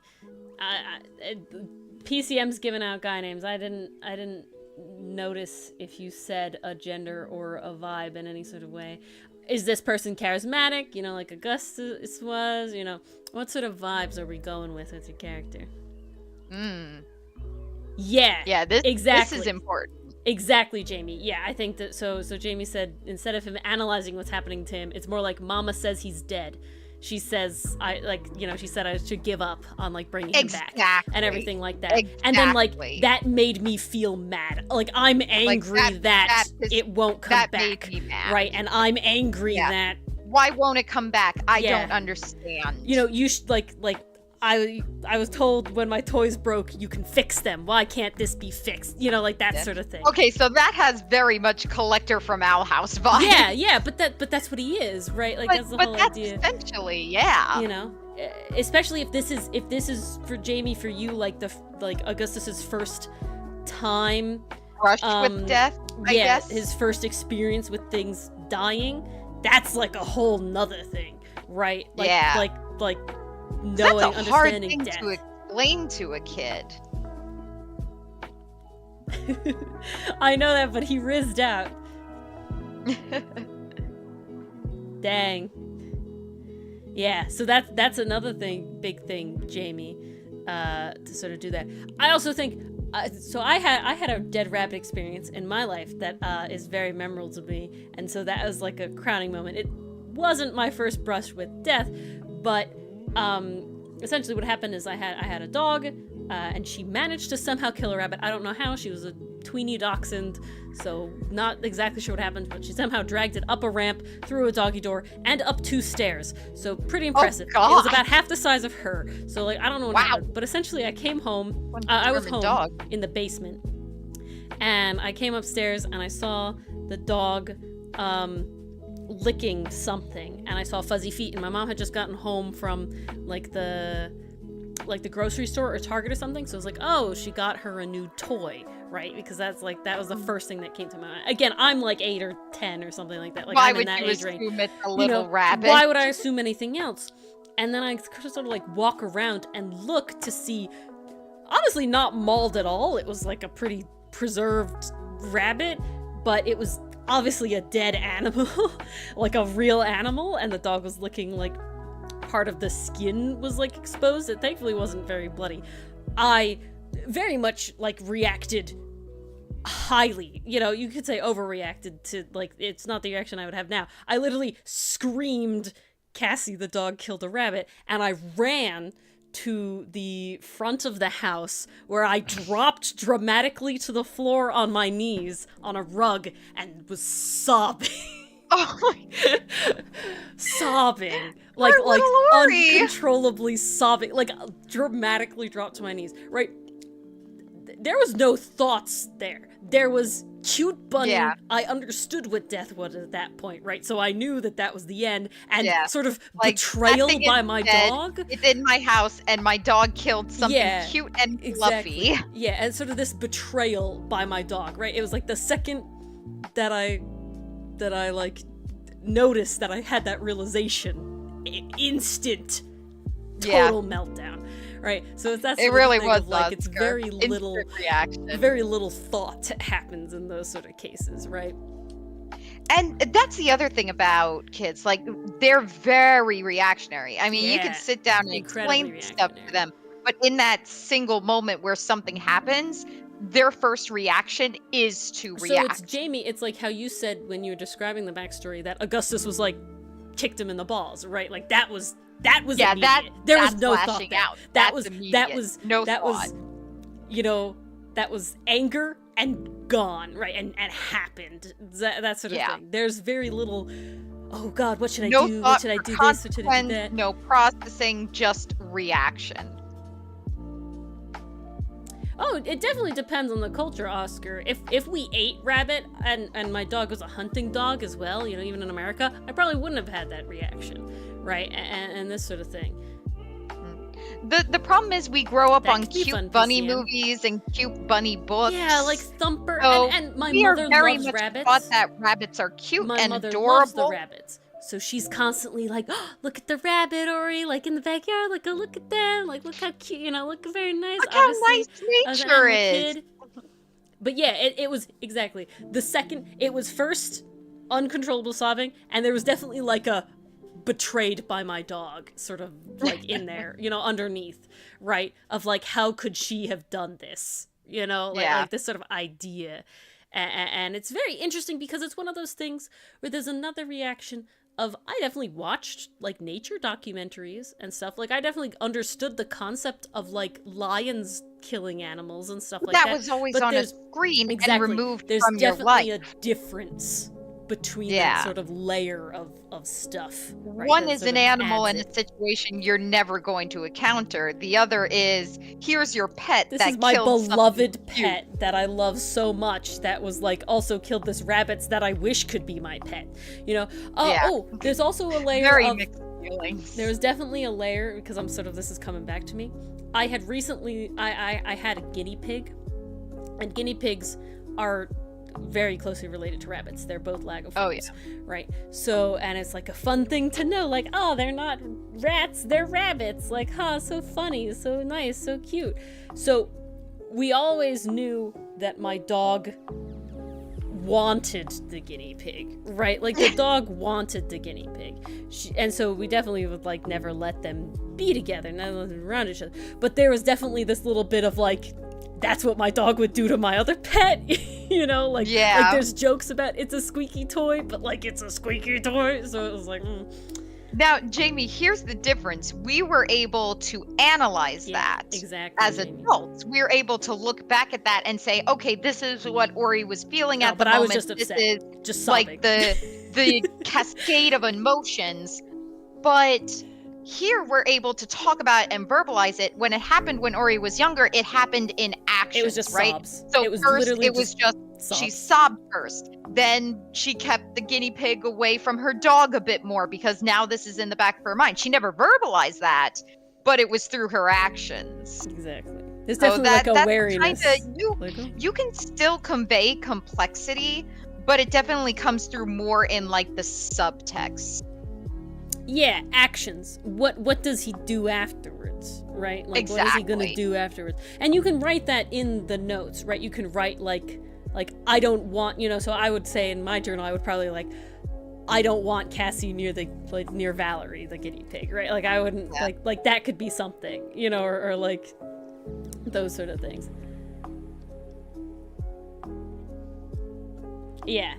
And so that's very reactionary. So even in the journal, he's more gonna write what he did. He's not gonna write what he thought about, right? Does that make sense? He's gonna write about tearing the forest apart, and probably about being angry that he hasn't found it yet, right? Yeah. But not necessarily of like, why can't I find it? Where did it go? Yeah, exactly. It was always there before. Of dogs and their instincts, yeah.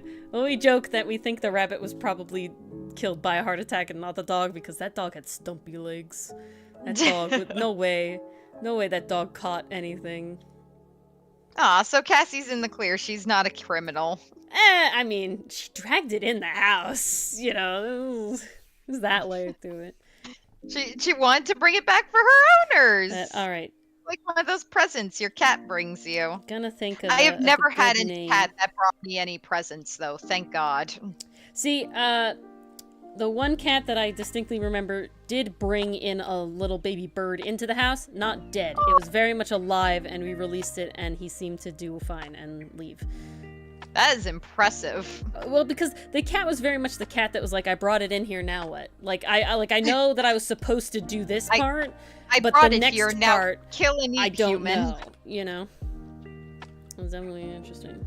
I remember reading online that cats often bring these little gifts alive for their owners because they basically think we're giant dumb kittens that can't fend for ourselves. So they're teaching us how to kill the prey by leaving it alive for us, because that's what they would do for their kittens. Hello, Pastry Puff. Hi, Pastry Puff. Well, that's what we domesticated them for, right? So yeah. I think it comes down to your cat's personality as well. Yeah, denial is a good one too, Jamie. Definitely. Denial, definitely. have those 5 stages of grief in there for Ooh, those sure. are good.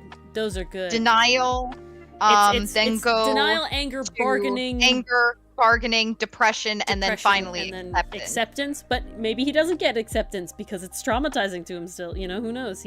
If he's gonna go on a rampage, you never have to get to acceptance.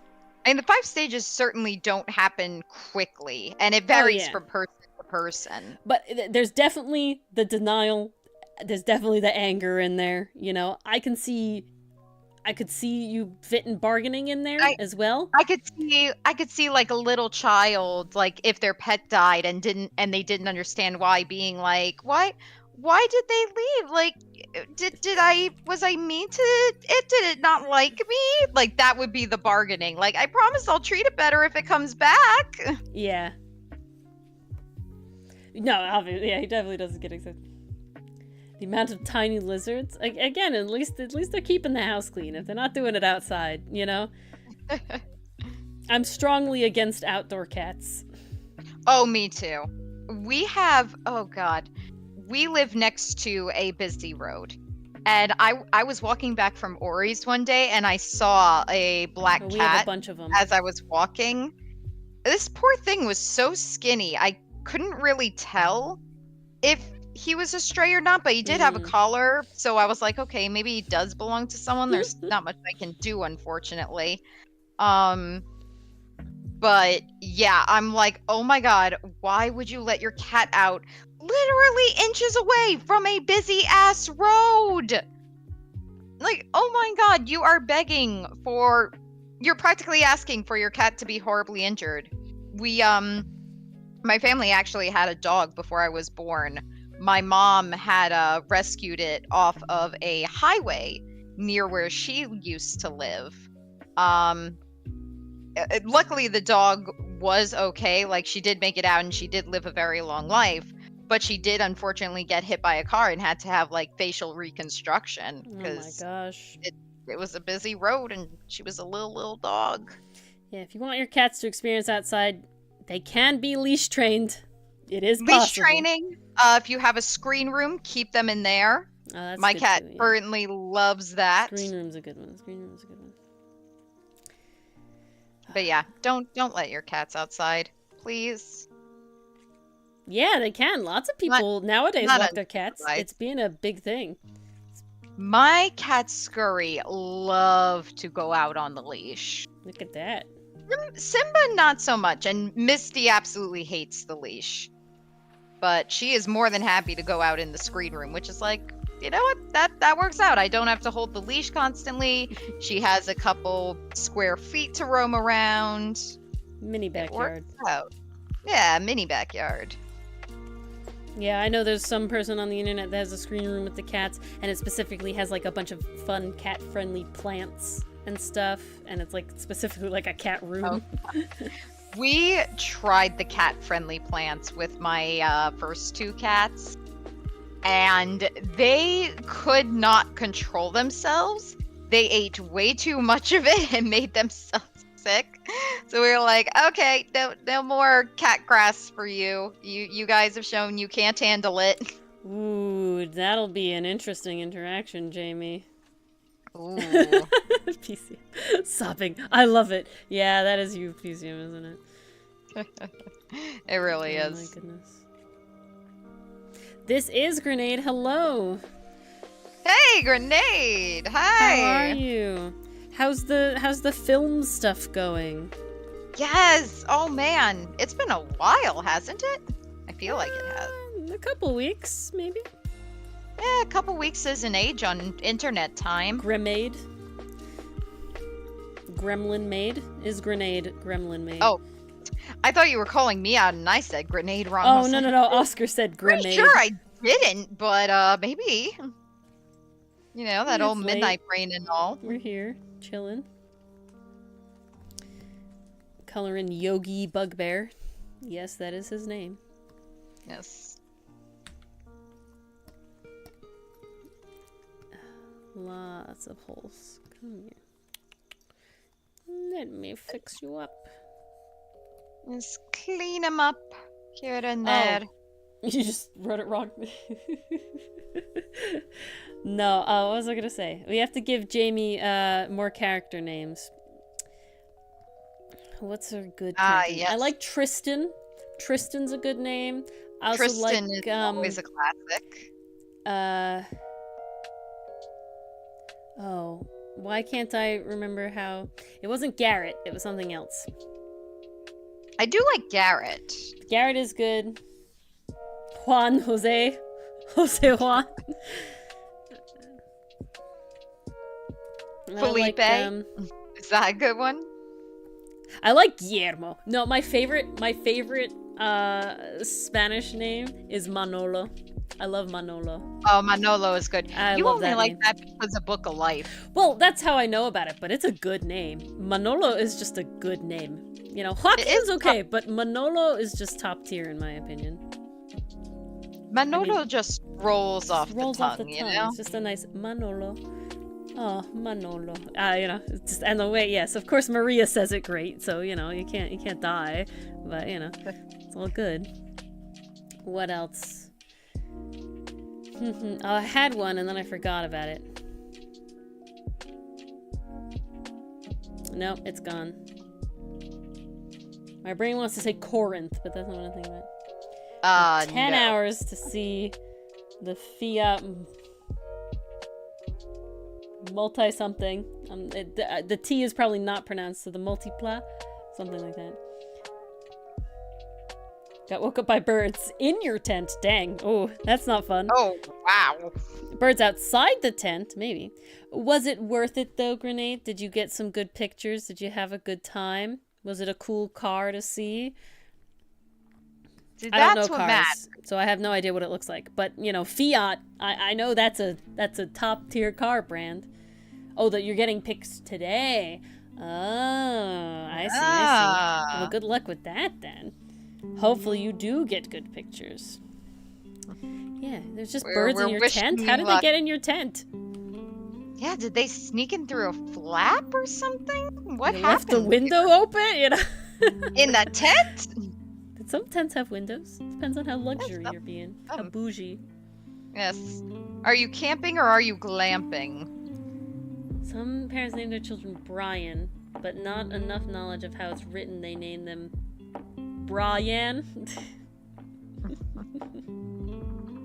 I think I've heard of Brian. Oh, just the sound. Okay, okay. Saying you got woken up by birds in your tent makes it sound like... It does make it sound like they were inside your tent. Yeah. So I would have said, just got woke up by birds, period.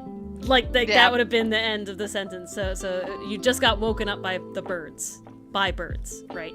Yeah. Saying, because as soon as you end in my tent, it makes it sound like they're in the that the tent with birds you. were in your tent, not that you woke up in your tent. Does that make sense? That's how the phrasing went. That's how we got from point A to point B. Yeah, because I just got woken up by birds in my tent. Is like the birds were in your tent and they're like running around. They're trying to get out. I was like, oh my god, that's nuts. Whew. Ah! Sips. No, not much. Hey, you know, English is weird. I don't blame anything. It's one of those things where sometimes being too specific in English makes it confusing, you know? Yeah, that's the funny thing. That's what's great about English. Because the other thing that, you know, I don't know about France, but a lot of large ceilinged places with big windows in America have birds inside them. Oh, yeah. The birds go inside them, and they just sort of live there for now. And it's very common. It lives in the rafters. Yeah, they just live up there. On the merchandise. Yeah. No, Why? It's living its best Because life. what happens is that usually what happens is that the area with the big windows is also a rather large entryway. Opening.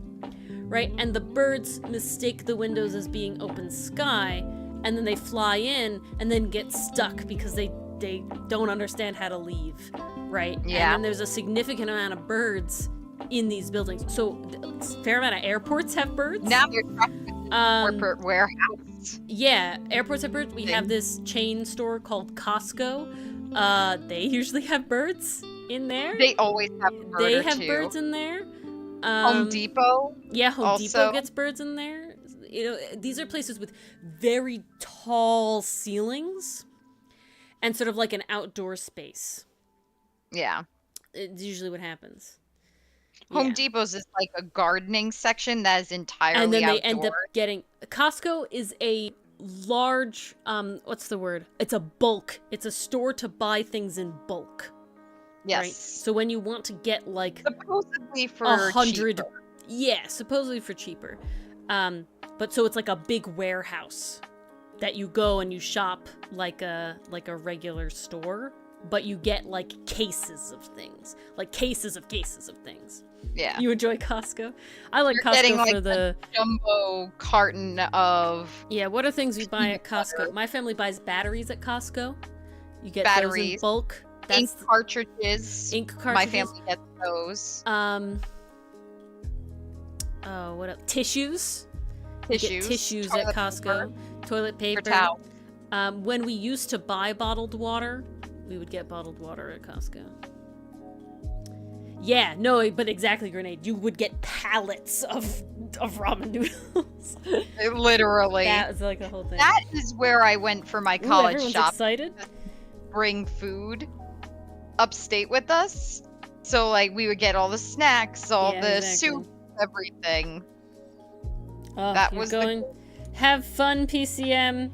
Keep thinking about Neffy so you don't forget. So by the time you get to play again, Hi, and have a fun trip. Yeah, enjoy it. yes.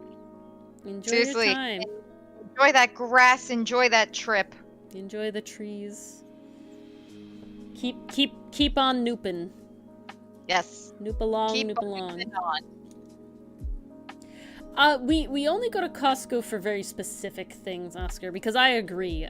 We used to buy some more things at Costco, but when you actually do the math, so Costco requires you to have a membership to go in. So you have to pay money to be a member to shop at Costco. And people do the math, obviously, about how much money you save, you know, when you buy things at Costco versus somewhere else to make it worth it. Yeah, it's exactly like Sam's Club. Yeah, exactly like Sam's Club. It's just a different brand. Exactly the same thing. Yeah, so people do like the math, and it's like mostly not worth it because you have to buy like a ton of stuff. So it's a little bit like... Because you just don't make that many trips to make it worth it if you're always buying in bulk because you never run out. Yeah. Why are they coming? Because competition, Oscar. Because that's what things like to do. We have multiple places in our town for a long time that have pharmacy places like CVS, Rite Aid, Walgreens, you know, the places that are like the drugstore, the pharmacy, everything like that are all built within like walking distance of each other, like right next to each other, like literally right on top of each other, like way too close together. And jump away. Constantly happened. And it's like, why? Because they want to outcompete the other people. So they want to be where the other place is to try and get those people to come to that one instead. Basically steal their customers. Yeah, exactly. Just like that. They're going to snake muscle their way into that spot. Exactly. However, it you know, Costco's existence allowed for the Fantasy Costco and the Fantasy Coast Co. So I can't deny that where those are all beautiful. your dreams come true. The sad music coming in when I start talking about my sad, terrible Costco-related backstory. Oh, so sad. That's so funny. Honestly, half the time I like tune out the music, kind of. It's like background noise to me, so my brain is barely even processing them. Mars worked in Costco? No, she didn't. No. No. Definitely no. I haven't been to I worked Costco at a forever. different retailer. It was not a Costco-like retailer either. No, we definitely did not sell in bulk. Not that that would have fixed anything. Alright, I'm trying to think of any more names for Jamie. I like Seth. Ooh, Seth's a good name. Ooh, I do Seth. like Seth. What are old-timey, like, English-esque names, right? Like, what are... Lawrence? Lawrence is a good one. I feel like Henry is also kind of an old Henry's one. also good. Henry's also good. I love Seth. Seth is a great name. Crap, there's another one that I thought about that I'm trying to remember. I keep, like, having them, like, in these fleeting, like, you remember you liked this name. And then it's like, yes, but what is the name? And it's like, you don't know. It's like, why? But Rain, why? Why do you tell me about this knowledge then? Why have you forsaken me? God dang it. Yeah, Seth I like. Well, okay. Well, yes, Jamie. I'm more like, what year is the actual Harry Potter books supposed to be set in? Because to me... I think it's the 80s or 90s. If yeah, I remember right. correctly. So Neville? Really? You know what I'm saying? Like, those are not current names. You know, those were not current names then. You know? Neither is Severus. This is when I'm... Well, he was much Albus? older. But, you know, but, like, those are names that it's like, I'm trying to, like, go back. Don't make me think about these things, Oscar. Draco? Yeah, Draco. Like, none of these are common names. Lucius. Lucius.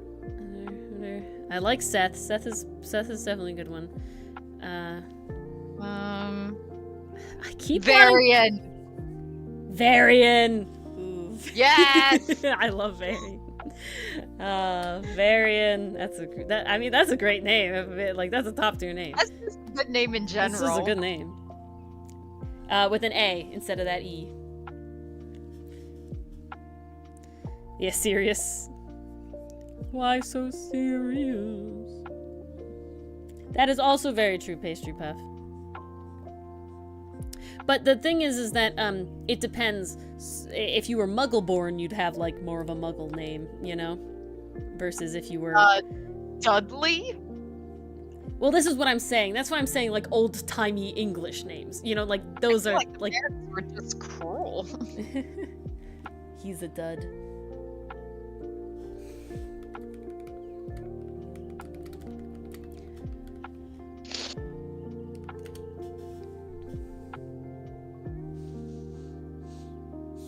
They don't have to be from Britain. Okay. Hyatt.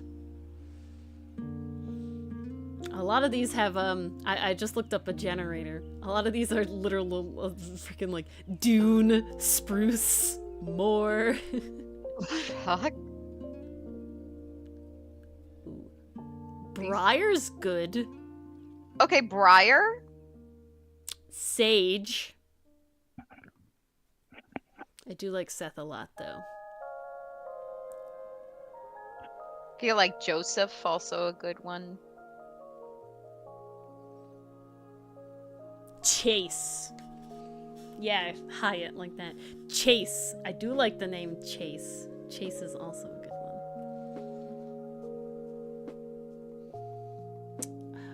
What is this? No.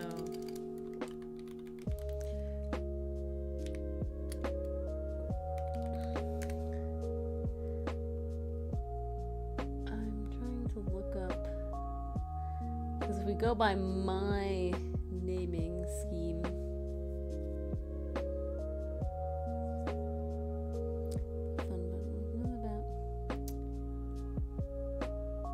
Nah. Doesn't go easy well. I like naming things after trees. So like Hawthorne. Hyatt Hawthorne. Seth Hawthorne. You know, I like Hawthorne as a good tree. What about this one? Morris. Morris is the mulberry Ooh. genus. Morton? Morris. Throckmorton. I like Morris, though, just as is. Morus. That's fun. That one is pretty good. Seth Morris. Chase Morris. Those are fun. Varian Morris Hawthorne. Morris Alba. Alba's very classic, you know, what's the word? Species name of a lot of things. Alright, any other fun trees that I like?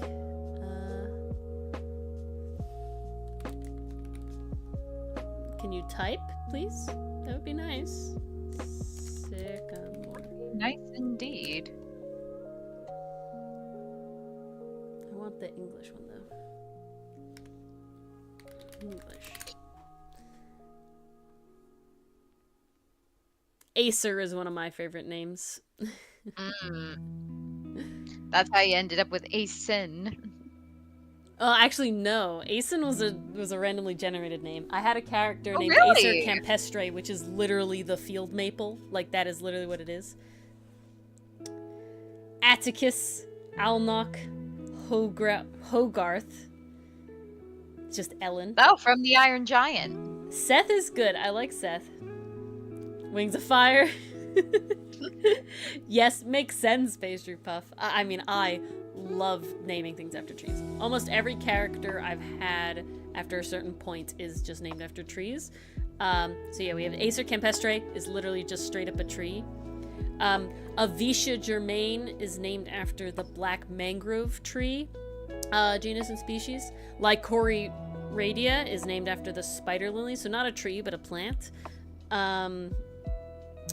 Who else have I had? Asen was not after a tree, and Kazoo was not after a tree. Kazoo was not after a tree. Carthy was also not after a tree. Carthimachus was just a fun name for what his deal was. Carthy was mostly you just vibing. Yeah. Ooh, Aster. Oh, that's a flower too, so that's pretty common of a name. After dangerous plants. Ooh. Nightshade. My favorite name of a plant is called Dwarf Enchanter's Nightshade. Dwarf Enchanter's Nightshade. It's just so epic for what it is. It's this little tiny plant, but it's just a very epic sounding name, and it's a very fantasy sounding name, you know? That really is. Dwarf Enchanter's Nightshade. More. It's just fun. Ooh, Mandrake. Mandrake's always a good one. Oh, I learned about there's a poison tree.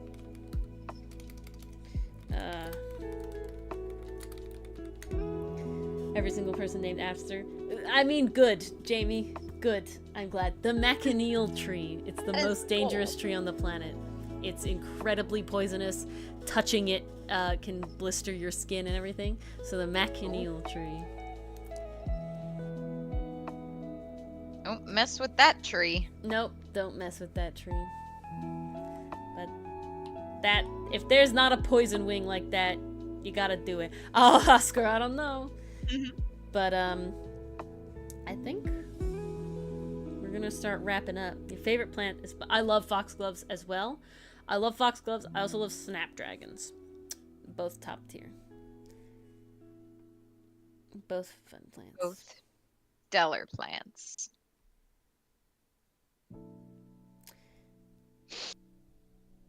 I'm just looking at a bunch of, like, fun names.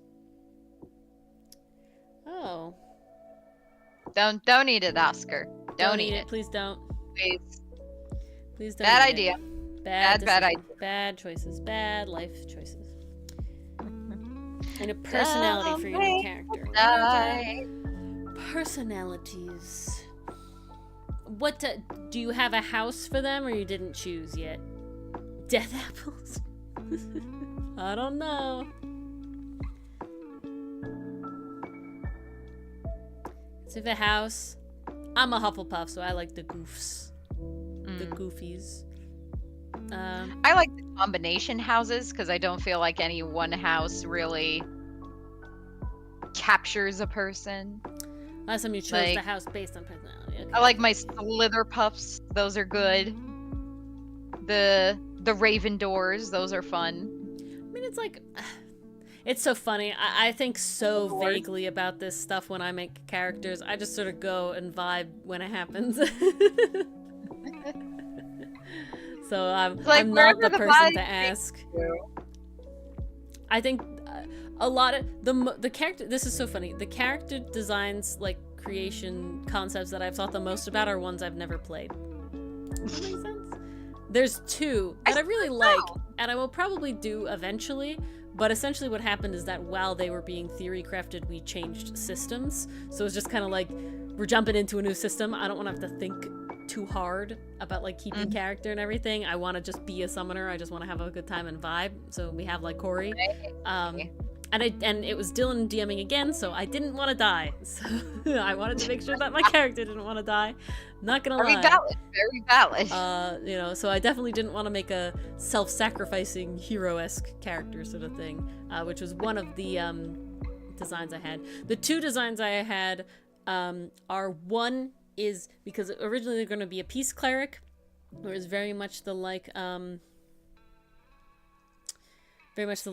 everybody is my friend off the bat, but if you do something to like hurt like the party, like you're immediately stricken off the list, and I will not stop. Like I will take no shit from you now. Like you lost your chance, right? Like giving people a lot of chances, but if it directly like negatively affect a party member, it was like, okay, now you're done. Like now this is the end. Like you did the one thing that you weren't supposed to do to get on my nerves.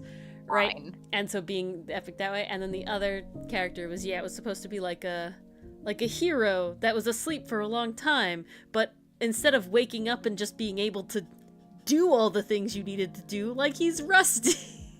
He's been in stone for how many years or whatever, you know, something like that. Yeah, exactly. Friendship rights revoked.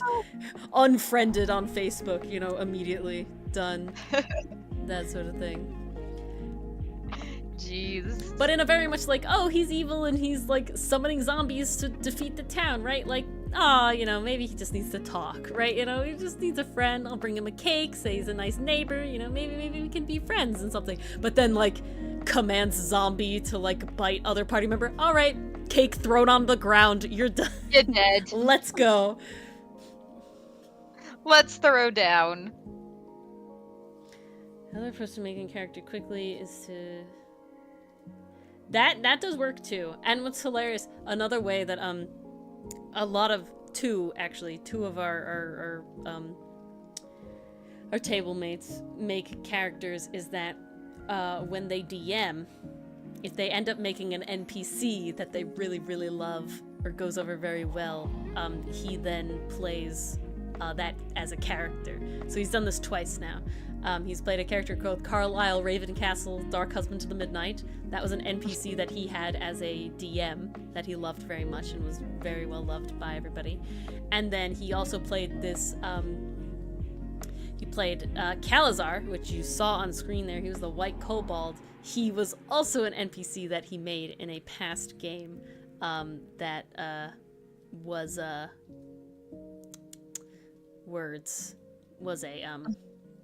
NPC that was beloved and thought was funny and everything like that. So very fun stuff. But I think we're gonna wrap up. It's just about midnight for us, and I know at least some of you. Tis that time of evening. Yeah, and that works, Jamie. That's an easy way to do it. It's totally. NPC equals PNJ. Person not jumping? I have no idea. Player not joking? A non-joke cry? Player not joining? Or is that how you say, like, is that the... Oh, okay. Hugable. Yeah, okay, makes sense. Hugable. Person not playable. You know, it really is midnight, because I read that as personaje no judgeable. I'm like, wait a second, what? Hugable. Oh, I know Hugable. Just for some reason my brain was like, nope, that's judgeable. I'm like, judgeable. No, it's not brain. The judge. It's really the not. Judge was Phoenix was the judge all along. All right. Dun dun dun. His next career step. Where brain was melted. Brain's always melted. But with that, guys, thanks for hanging out. Glad you guys could all make it on this different night than normal. Yes, Nice to we see appreciate Jamie hanging out in Thanks chat. fitting us Been into your missed. nightly schedule. Of course, We appreciate Jamie, anytime. Always here for name ideas. I won't claim to be good at naming characters, but I'll spit stuff out. You see, it's definitely more fun, Jamie, to listen to you guys torture your own characters than for me to have to worry about my own character. So, you know, I can live vicariously through this way. You know, that's the secret. Yes, everyone Yes. indeed have a beautiful night. Hopefully it's not too hot where you guys are and it's nice, relatively nice weather. And new Outcast on Monday. Really fun stuff. Okay, Oh, that'll be super great. exciting. So new Outcast on Monday. It gets launched in French as well on Monday. Is there someone to raid?